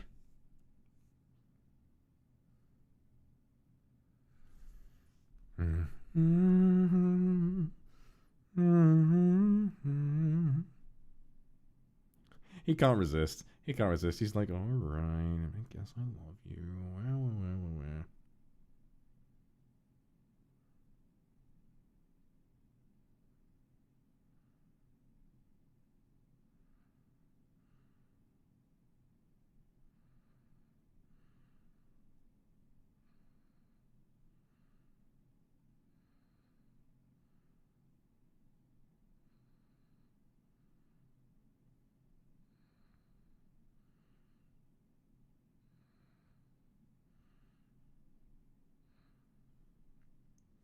Big scenes coming up, everybody. You excited? I know I am. It is weird that they put AT-ATs on a forest planet, isn't it? I mean, they're not going to have the easiest time moving around.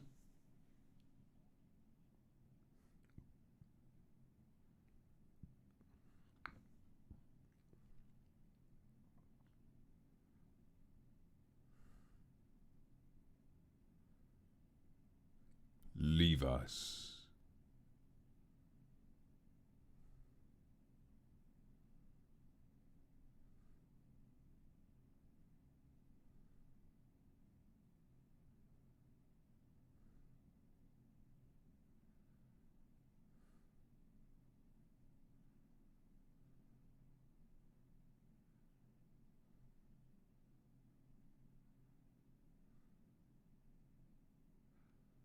I love this confident Luke.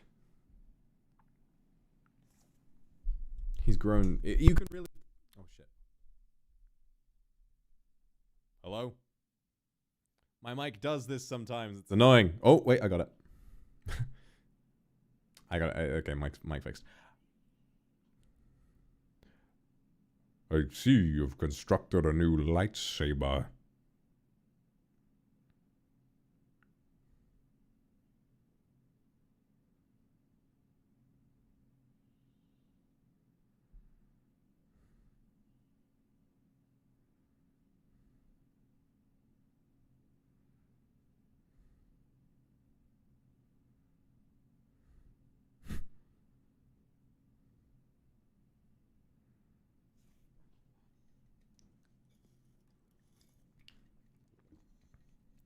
God, having watched the prequels just now, it really does like add a lot of impact to this film.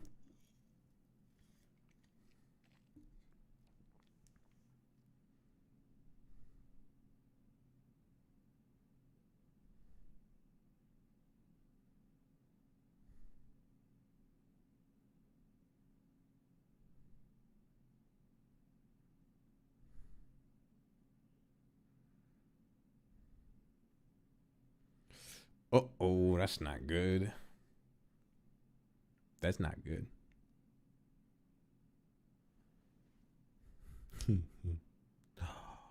Oh, don't tell him that. No.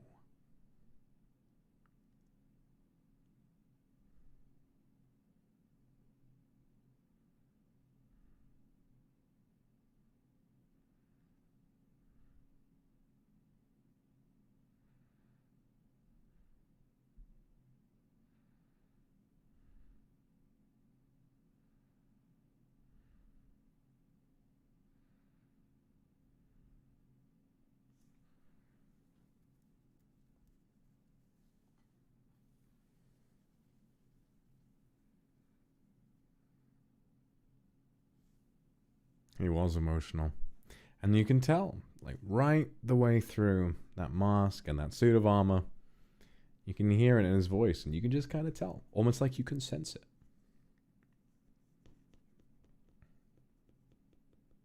Little Annie. Still little Annie in that big Darth Vader suit.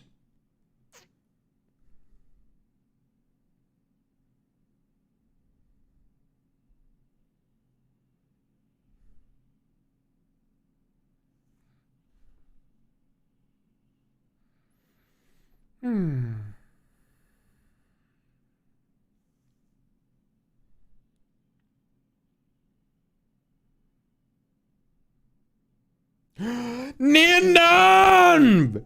Yes! I used to play as that guy in Star Wars Battlefront 2015 all the time, dropping turrets on people, throwing those landmines. Oh, so fucking true, King. So fucking true. Nian! Yes! What King? What a Chad. This is the Star Wars fan in me getting attached to a random background character because he looks funny.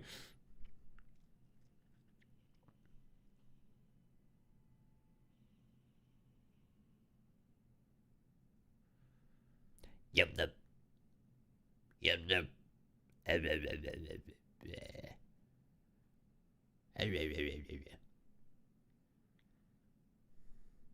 num. Yum num. Yum num.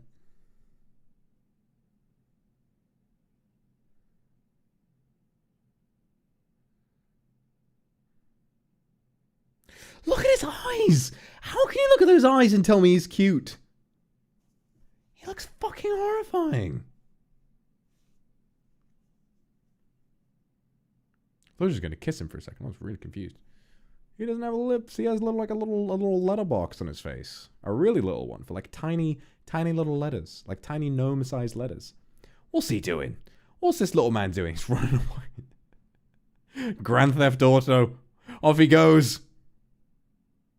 He knows exactly how to power it up as well. That's so cute.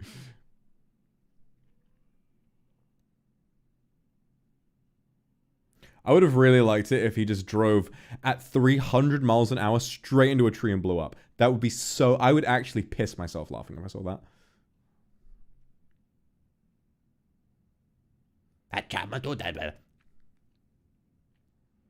Oh, gloves. I'm feeling happy and excited today.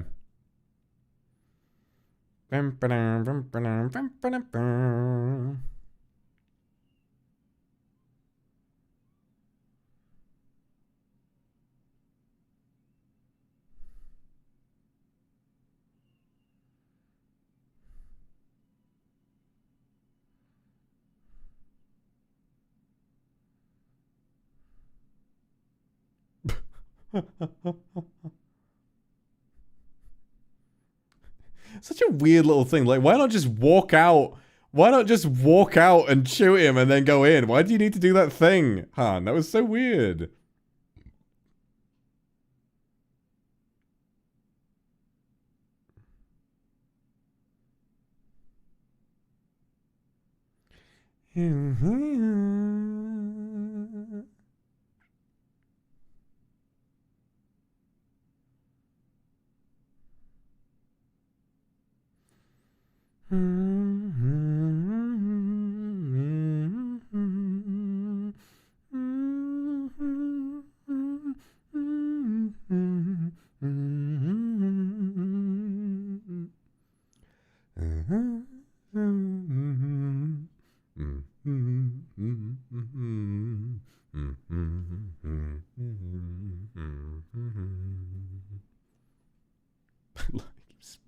Welcome, young Skywalker. I love the way he's always turning around in his chair.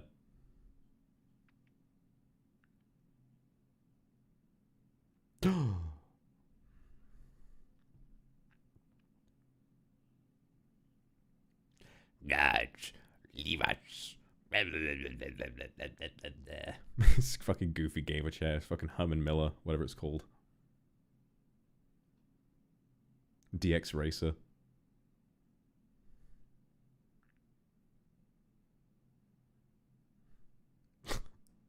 That is really dramatic. Holy shit. Still a man of drama.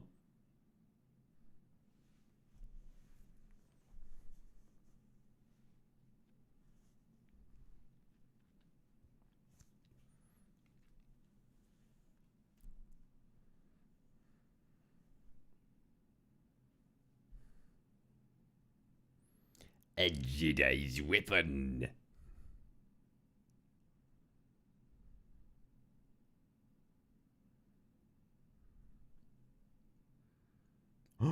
So will it be with you.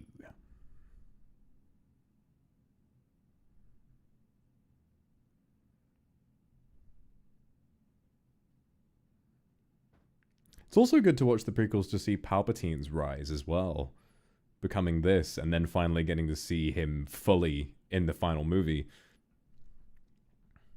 I think this is the ideal way to watch the films.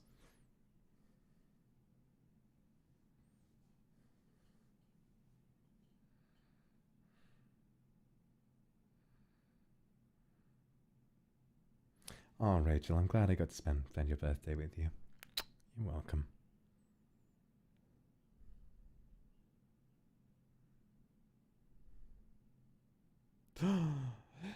Walking into a trap.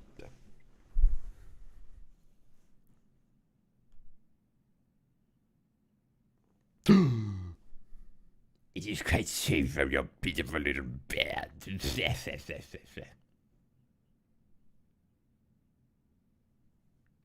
Oh, I'm afraid the deflector shield will be quite operational when your friends arrive. He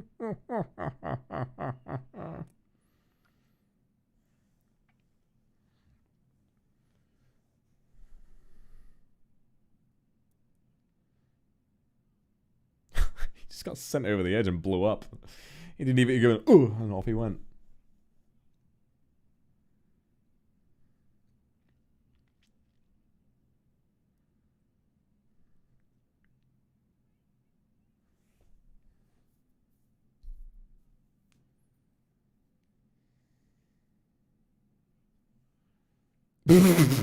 Great shot.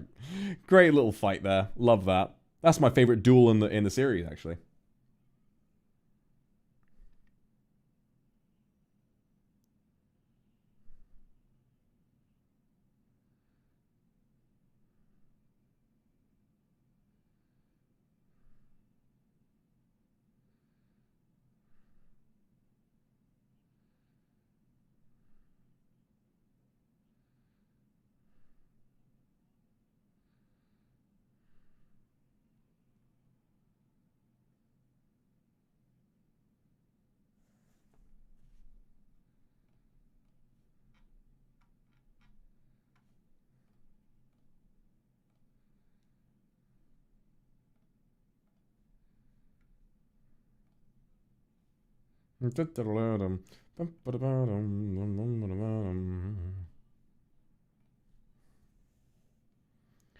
Yeah, I probably should put the Wilhelm scream on my sound effects button. That would be funny.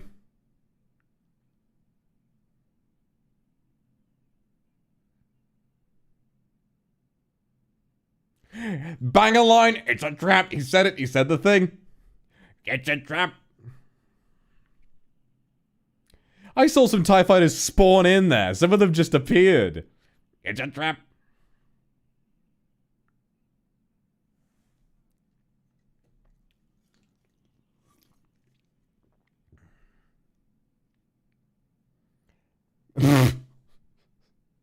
Yes, Daddy. Come, boy.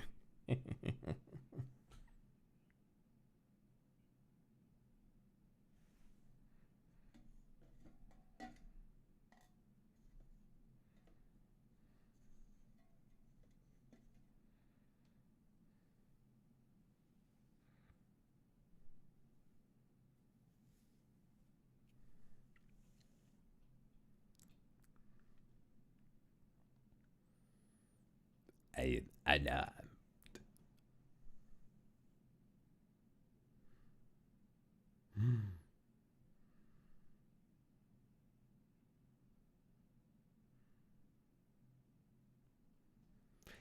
Do it.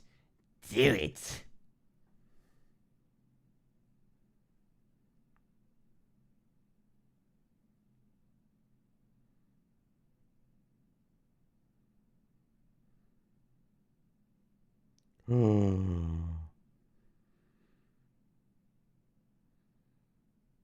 Alicia, thank you very much for the super.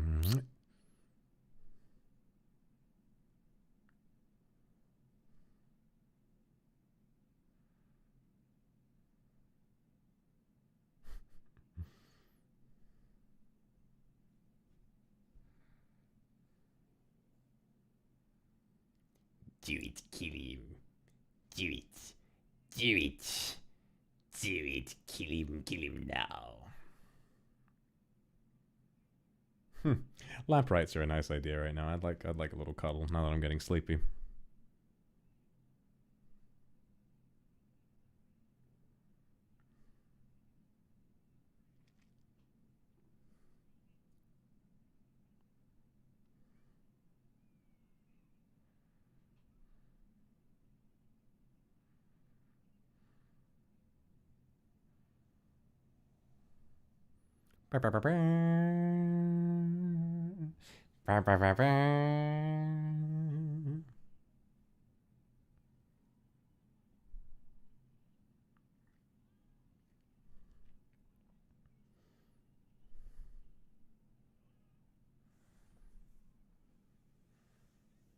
Oh, you'd be pretty drunk, Sarah. Olivia, thank you very much for the super. I'm glad you've been having fun. I've been having fun too.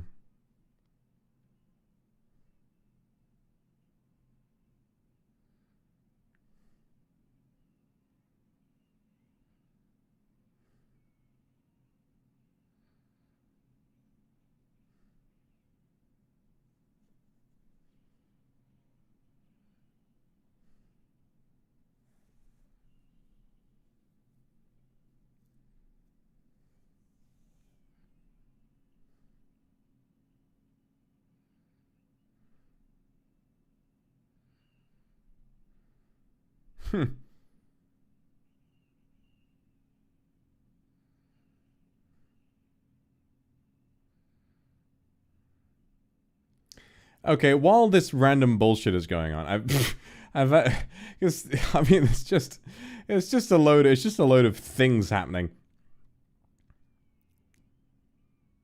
Teddy bears taking on ATSTs. I've kind of had a thought about like some of the stuff I was talking about earlier. So I think about like the whole cute thing, right? I've never really seen myself as a cute person. I always felt attractive for different reasons. But everyone calls me cute. And like, I'm fine with it because it's nice, right? Some days, I'm feeling very cute. And I like to smile. And I like it. I like to ramble about my interests. And people go, oh, you're so cute. And sometimes I'll do things where I know when I do them, people will be like, how can he be so cute? I think that's nice sometimes. However, some days I might be more, I want to be seen differently. Some days I'm not feeling like I want to be cute, and some days I feel like I want to be, you know, more sort of flirtatious and maybe a little, maybe suave or whatever it is. The fact is that when it comes to the discussion of like, oh, don't tell me this, don't tell me that, the problem with that is that, yeah, I agree that sometimes it's not nice for me when someone tries to kind of send me a super chat and kind of, you know, say something they think I like, but I'm not in the mood for it. I'm watched by like thousands of people every day. And it would be naive of me to expect for everyone to be in tune with my exact emotional state every single day, especially when you consider language barriers, you know. And more than, I would like, well over half of you guys do not have English as a first language. So I think that's kind of like down to it, is that having like such a long list of rules about like how people should treat me, also considering how some people might miss the memo if I like say, oh, don't say this, don't say that. It's not as though I would be wrong for saying don't do this today, but also I think it's just kind of unrealistic at the end of the day. It's just kind of unrealistic to, you know, express a firm, long list of boundaries, and then to have everyone not only hear that, but also to be able to fully comprehend it, especially if they have a limited understanding of English, especially considering I fluctuate in mood quite a bit, and sometimes I would love something, and sometimes I don't, you know. So it's a really interesting perspective to be asked to figure out my boundaries, but to also understand that it's somewhat impossible to express that when sometimes they change. I think that as a community, we feel so tight-knit and so close to one another that it's really easy to overthink these things and to think, oh, it's like it sometimes it feels like setting up boundaries in a real relationship, which is not how it should be. It doesn't, it doesn't work that way. I like being a boyfriend to people, and I like, giving you that warm fuzzy feeling. That's nice for me, and it can be enjoyed healthily as long as everyone understands that, like, I am entertaining thousands of people, and not every one of them is going to get it right every single time. I will never stop, like, enjoying feeling intimate with all of you. And I do feel a genuine sense of connection, but sometimes that can lead to confusion in the way that we try figuring out boundaries like people in a real relationship do. And that doesn't work when there are so many of us. So I don't think there's any need for me to, like, we had this idea a while ago, which was really stupid, but I was, like, panicky, and I was like, I need to change the rules, I need to do this, I need to do that, about, like, keeping fan service locked to certain streams or not. And then I realized, like, oh, I just want to do me. And I think that that's kind of, like, still what needs to be true. There's no need... Oh, Jesus fucking Christ, that teddy bear died. Listen. And now this one is alive, and he's going over and seeing his dead friend, and he's like, ah, no, no.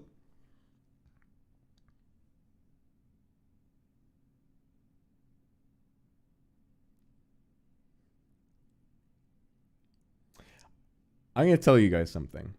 I don't need you to do anything. Actually, I don't need you guys to do anything apart from read the rules.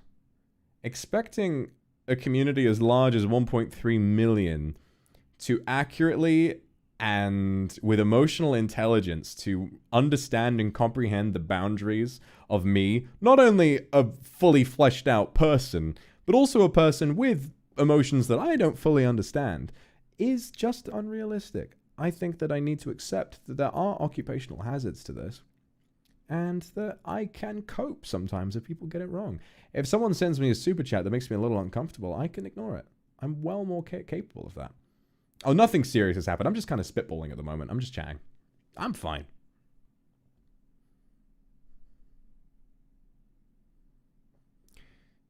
Yeah. We're a sensitive bunch, and we've reached a point where it's, like, easy to sort of... it's easy to sort of get into a tizzy about things, especially considering I get into a tizzy about a lot of things, right? It's difficult to accept, but the main thing, I think, is that by obsessing over boundaries to an extent, setting some is important. The easy ones, those are in the rules, I think. I think as long as you follow the rules, then that's fine.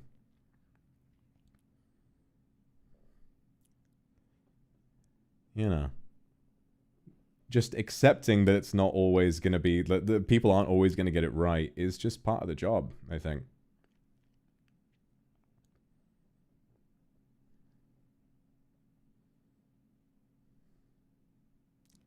I've said this before. Just watching all this random teddy bear bullshit going on, it's really funny. While we've been having, like, a fairly serious talk. I don't know. I think the main thing is that because I've been so open and I've been so, like, straightforward about like, what I want from this and who I want to be and blah-de-blah-de-blah. I think that a lot of people, like, will get into sort of an idea of, oh, I need to understand him the best, or I need to understand him, and, it's kind of like a point for me to worry about understanding him and trying to be good at taking care of him and all that kind of stuff. But at the end of the day, I appreciate it, definitely, and it's really nice to feel like we have such a lovely little community, and everyone looks after each other. People care about me, and people want to look after me. I'm not saying stop caring about me. I'd like it when you care about me. But remember to just have some tolerance for each other, and to remember that people are going to get things wrong sometimes, and that doesn't make them bad people. If someone goes on stream and says, "You are my wife," Which I also think is just kind of a saying for some people. I don't think it's like a massive indictment on my...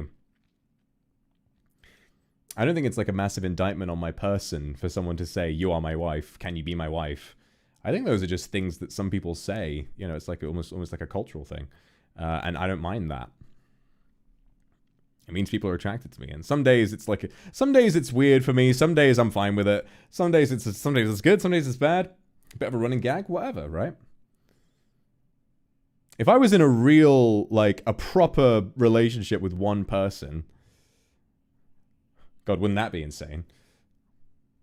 And they kept saying wife, and I was like, maybe don't do that. And then they kept doing it. That'd be a problem. Wife is gender neutral. This is true. This is true. That's the thing about it, is that, like, it's a different thing. There are so many people who watch, and not everyone can be hyper aware of how I'm feeling on every single given day. What a great moment. What a great fucking moment. I know. She hit him back with the thing. She hit him back with the thing.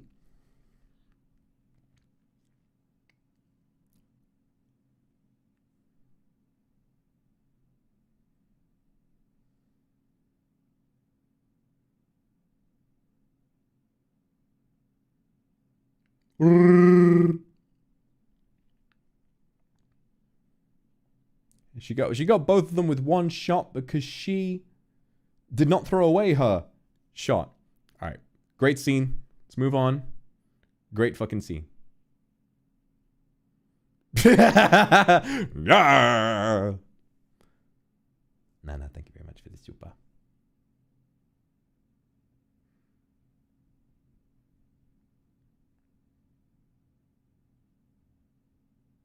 Put that lightsaber away, boy.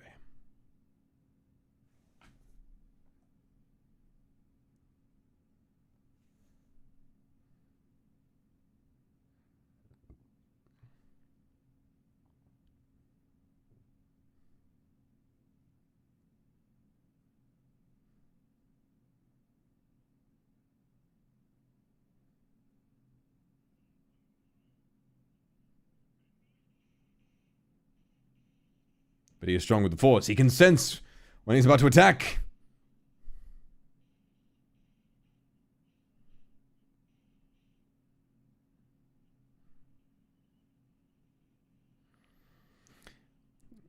God, I wish this fight was just all one scene and it didn't keep cutting back to the fucking Ewoks. It's such a great scene on its own. Darth Vader's breathing fast. Breathing! Oh no! Breathing fast.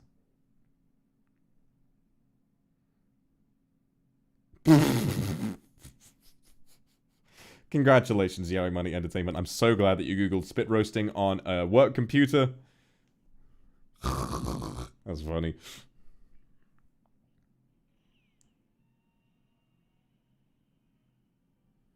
Maru, thank you for the super.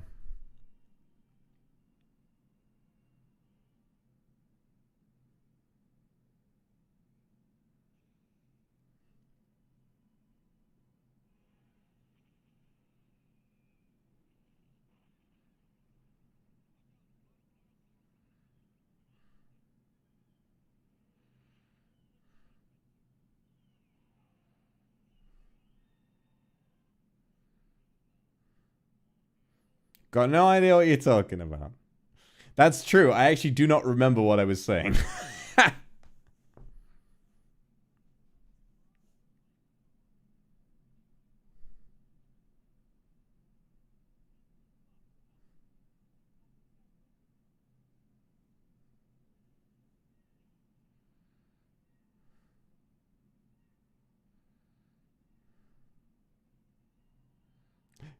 Han Solo, do the thing. Yay! Give me that shrug. Boy.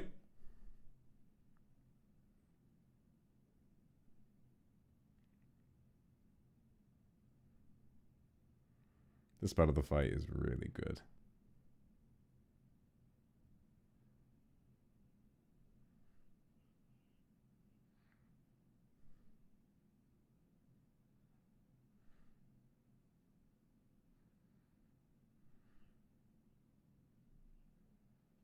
Give yourself to the dark side.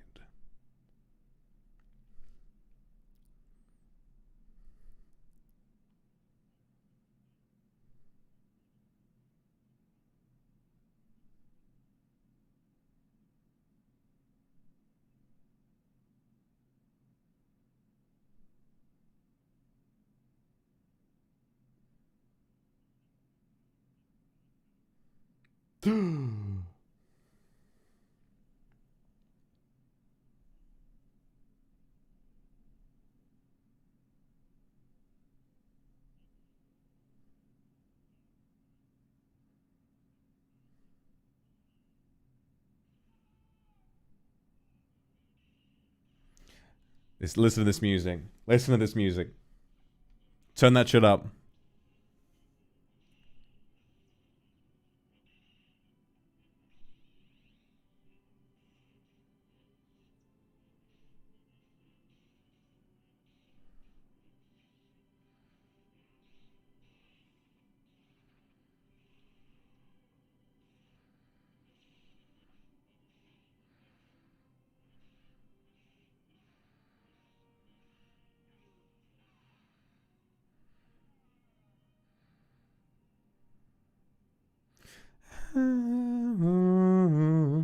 That music, it had the typical Star Wars operatics, but it was so emotional.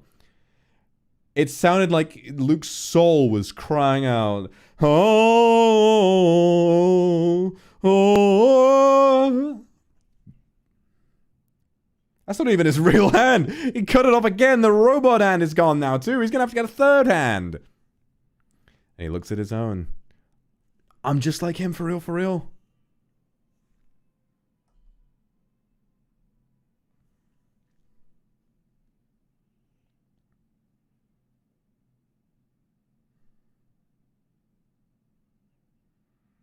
Say the fucking line.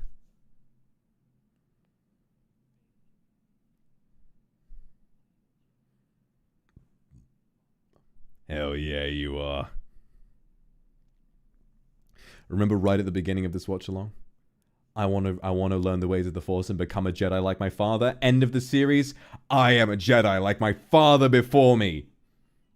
King shit. Fuck him up. Oh my god.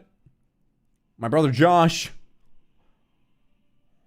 Jesus Christ. Ain't no way they survived that explosion.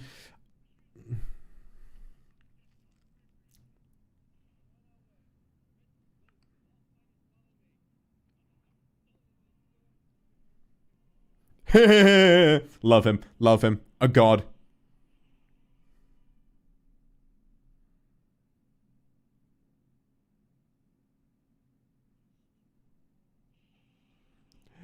Oh, no.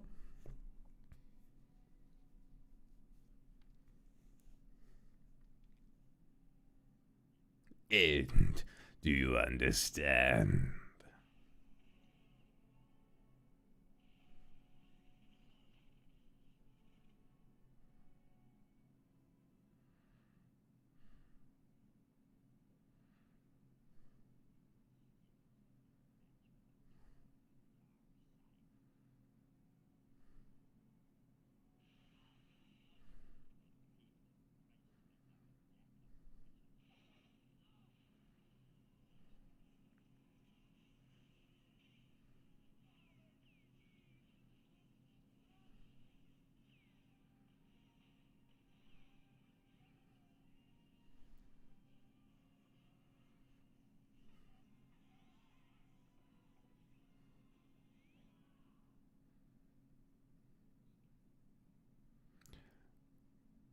You will die.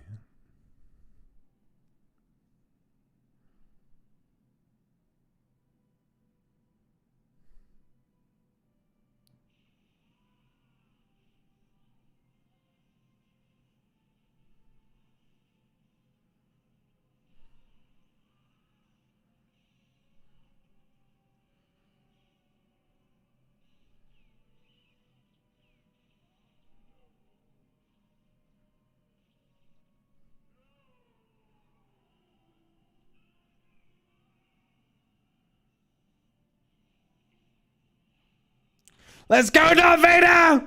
Yeah!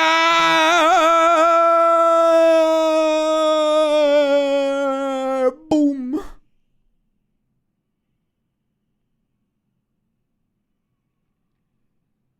Daddy, chill. What the hell is even that? Darth Vader. Oh, but he got electrocuted and he's all made of metal. That would have conducted all the way through his ass. Oh, listen to him. His labored breathing. Oh, his poor boy.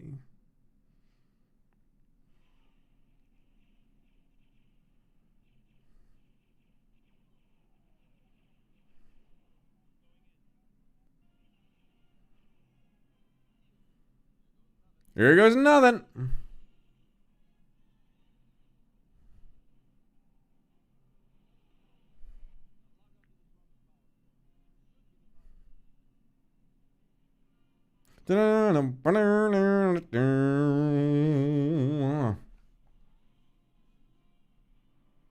There was that dog in him the whole time.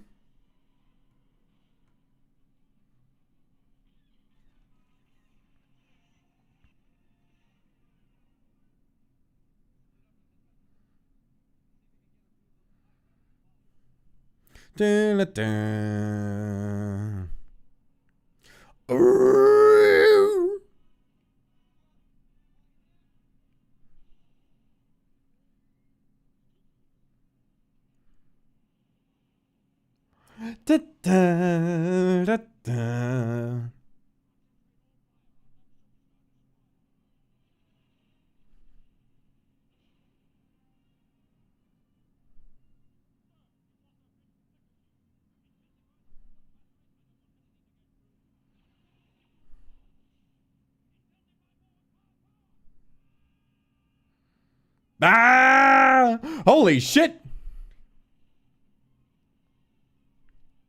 What a brave soul.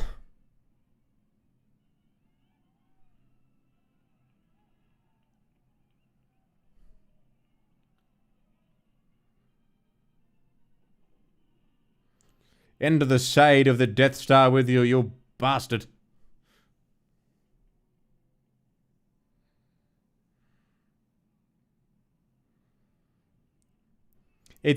I always love moments like this. To see a hero and a villain who are so separate and at odds for such a long time, and to see them arm in arm after having joined forces. It's so surreal, it's so beautiful. It's one of my favorite things to happen. You know, a villain turning good. Or a hero turning evil. That's fun too.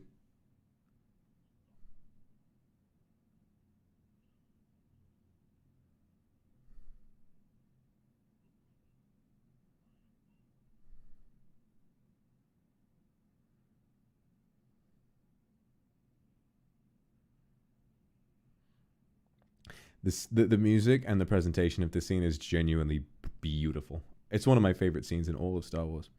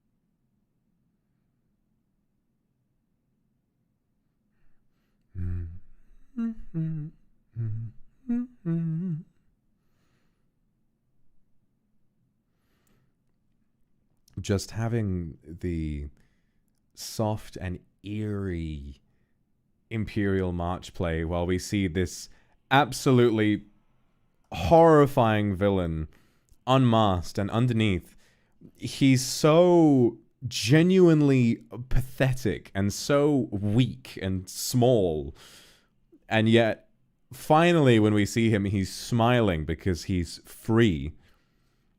It's equal parts emotional, heartbreaking, and somewhat horrifying at the same time.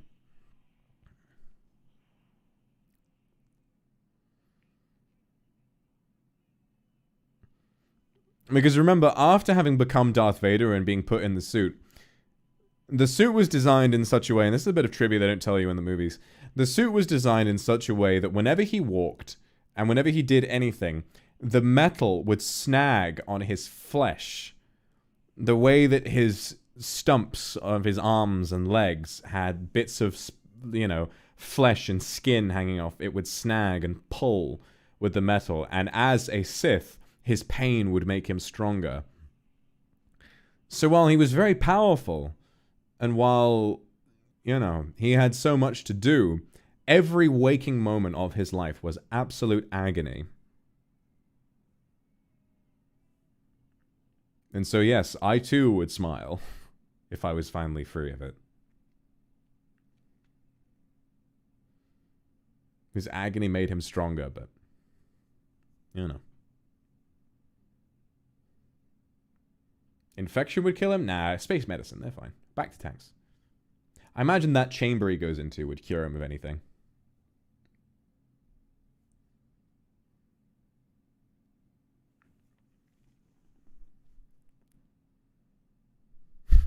Poor Han Solo.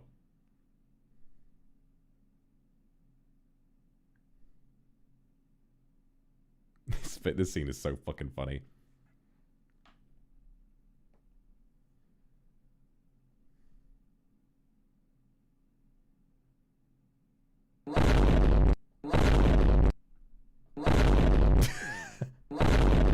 He looks away like, look at his eyes while he's kissing. He's like, what the fuck?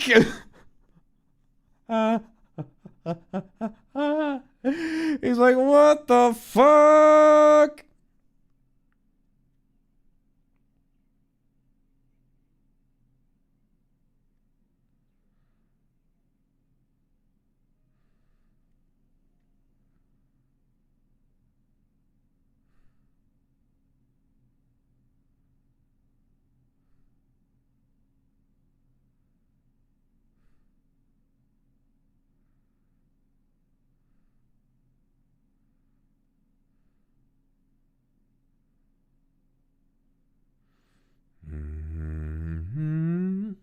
And just as Qui-Gon was burned and his spirit was allowed to be set free, so too now will Anakin's, the Padawan of his Padawan.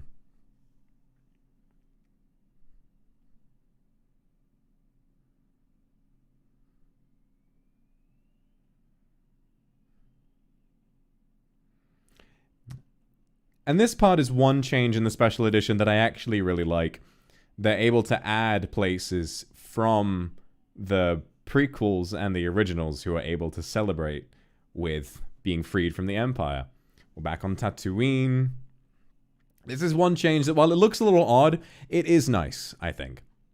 There's Naboo. This was not in the original, but it is part of the story. These are places we've been. Coruscant. Still a place, now free from the Empire's control. Able to restore the Republic. Hopefully with less dogmatic rules and bureaucracy, so that maybe there's not another empire.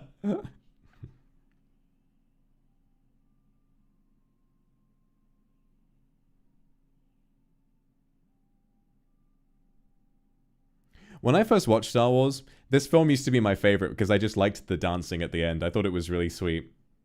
I used to just smile a lot when I watched this.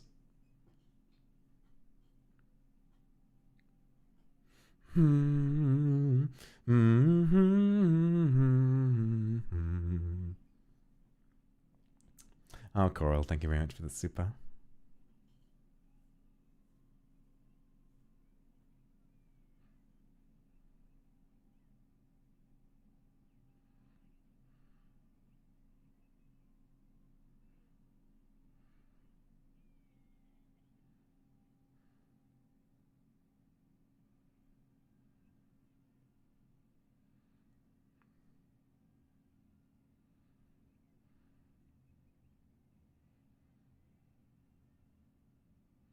Jess, thanks for the gifted.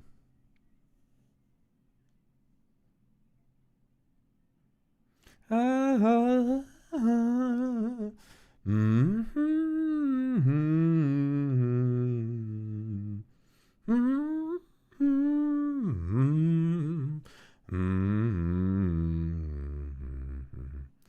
Anakin.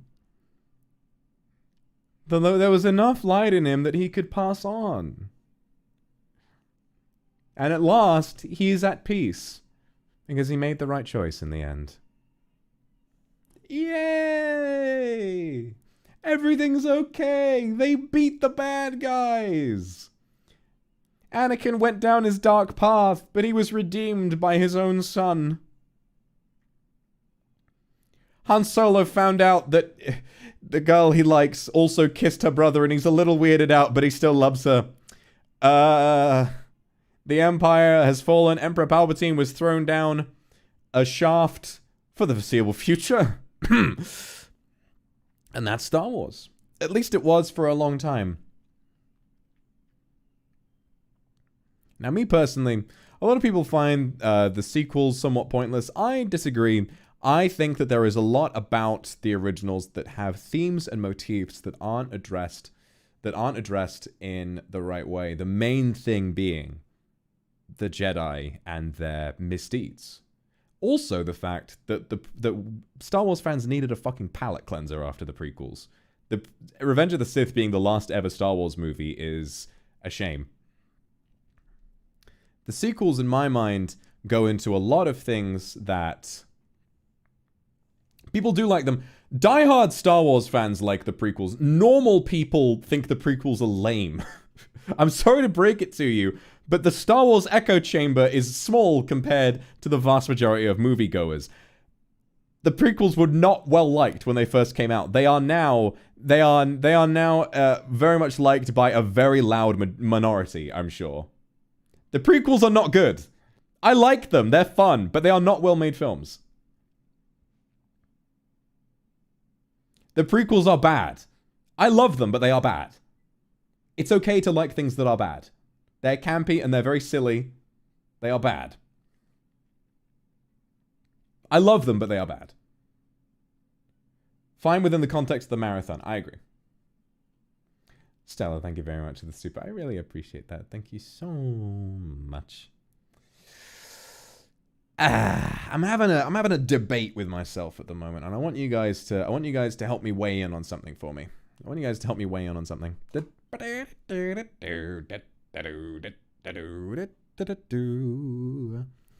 you guys to help me weigh in on something real quick, because I'm conflicted. I'm having a lot of fun watching these films. I'm having a lot of fun, but I'm gonna level with you. I'm really tired. I'm really, really tired. And I only had about 5 hours of sleep before this, and if we were to watch all 3 of the sequels, I would be awake until 5:30 in the morning. So, I don't know. Not tomorrow. I'm kind of tempted to finish these films another week, maybe next week. Already been streaming for almost 15 hours. I'm also, I don't know, this week I've really overindulged myself, you know. Because it's like the week of Star Wars Day, I've wanted to share a lot of Star Wars with people, and that's felt nice for me. But I also have this like urge to sort of get back to business, if that makes sense, and to go back to content that feels more competitive for me, because this content has felt like just me chilling out. And that's nice and all, but sometimes it can make me feel a little guilty that I'm not really taking full advantage of my platform. Now, I have taken advantage of my platform by introducing something I love to a very wide variety of people, and I have had so much fun with these streams over the past few days. But I want to do some more typical Vox Akuma stuff to kind of get back into the swing of things. I know you like it. I love it too. But I'm kind of wanting to, like, you know, get back into the swing of things. Mary, thank you very much for the super. Oh, God. Yeah, it's been long. To be honest, what's weird about it is that it hasn't felt so long for me. Like, today just kind of passed by. Even though this stream started at 8 in the morning for me, and it's now 10:30. So, yeah, 14 hours. Fucking hell. And yeah, if I was to watch all of the remaining films, it would be about 21 hours, and that's another 6. Oh, The thing is, I want to, because I love this. That's why I said I was conflicted. I love the sequels, I love 7 and 8 a lot. So I would, like, kind of get a bit of a second wind and be energetic to watch them. But I'm also, like, I don't know. I am conflicted, but I also just... Rest is important. If I was to end now, we would do this next week. Because watching all 3 of the sequels will take about 7.5 hours. Wait. Yeah. They're all about 2.5 hours long. So probably, well, a little under. So probably around 7 hours-ish. Yeah, honestly, 7.5. Yeah, thinking about it, this stream is going to go up to 10 hours if I watch all of those. So... I think it might be best to take a break. I think it might be best to rest. So yeah. I think what I'm going to do tomorrow. So the plan is to take a look at some fan projects, which I've been very excited for. We're going to play those. What time? I will make my schedule. I will make my schedule. Don't panic, okay? Maru, Allison, thank you very much, and Mafia Gravity. Yeah, thank you guys for understanding. I'm so sorry I can only make 15 hours of content instead of 21. Where? I'm fine. Alicia, thank you very much.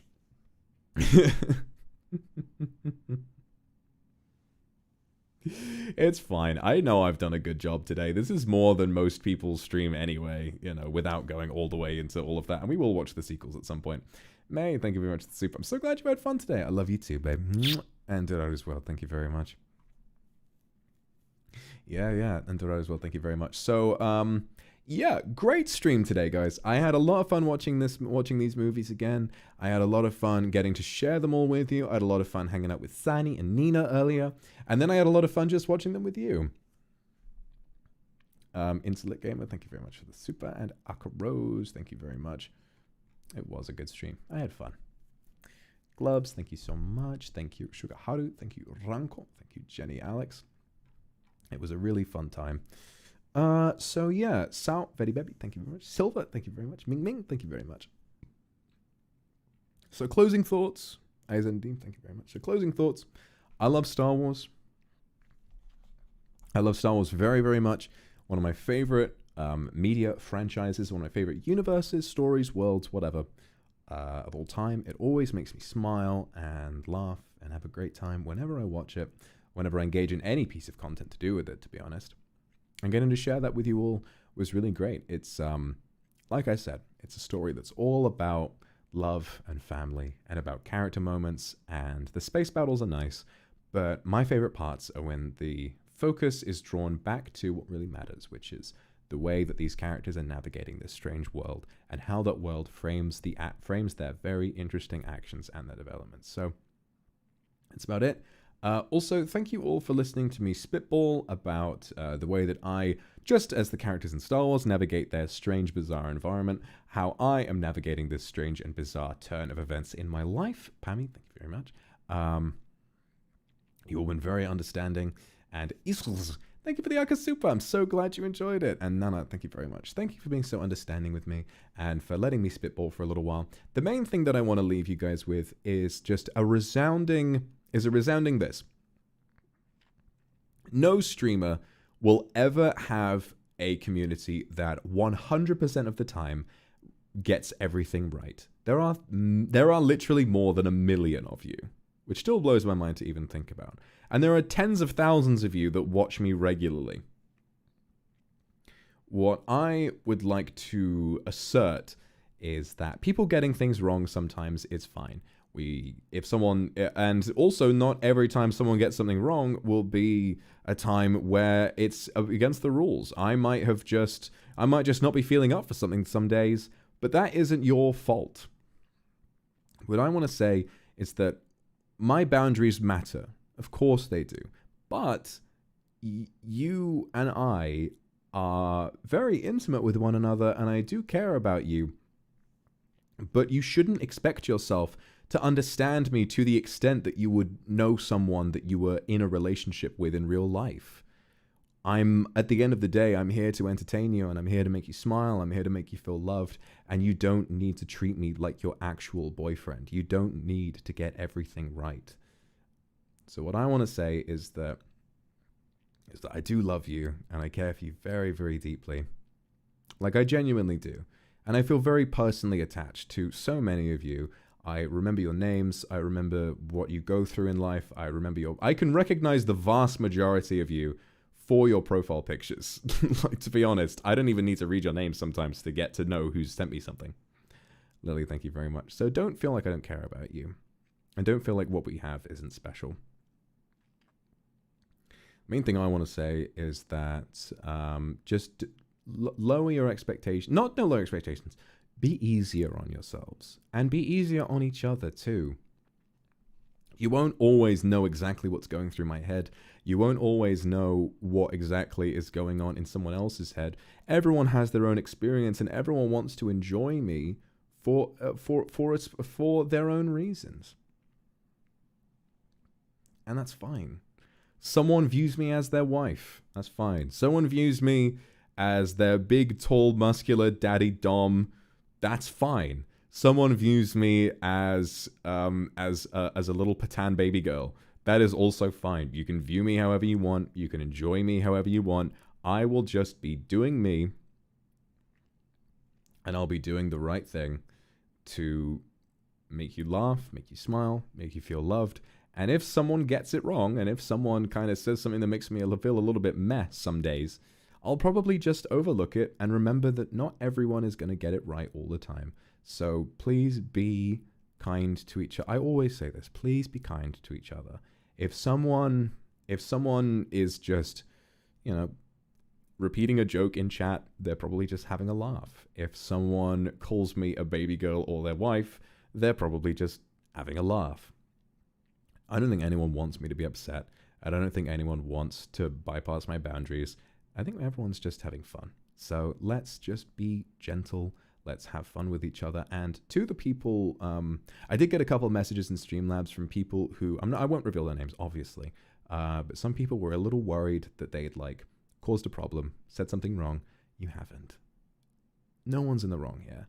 The people who have gone out on a limb to try and stick up for me, even though I don't want any drama, they've done so because what they want to do is look out for me, and I don't mind that. I appreciate it and I respect it.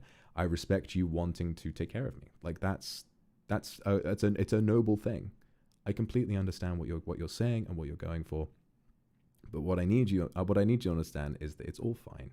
But I will be fine. I will be fine. Just be kind to each other. Practice empathy and remember that. Just remember that it's going to be fine. And at the end of the day, I've said it before and I'll say it again. It ain't that deep. Okay? Just be kind to each other. And I've never held any judgments about any of you. Literally none of you. No matter how many times your name comes up, no matter how many things you might have done that I would not necessarily have done myself, you're people. You're people at the end. You're people at the end of the day.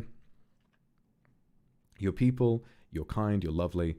And I love you, and you all want to do the right thing, and I get it. That's all.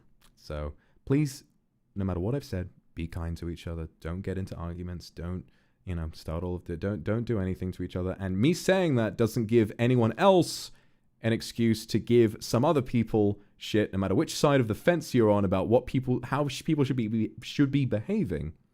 Be kind. Okay? Please? Pretty please for me? Please be kind. That's the main thing I want to say. Please just be kind. You're very kind to me. So practice that again and be kind to each other. That's all I'll say about it. I shouldn't go on. Viv, Mew, Ray Ray, thank you very much. Yowie. Huma, thank you very much. Okay, that's all I'm going to say.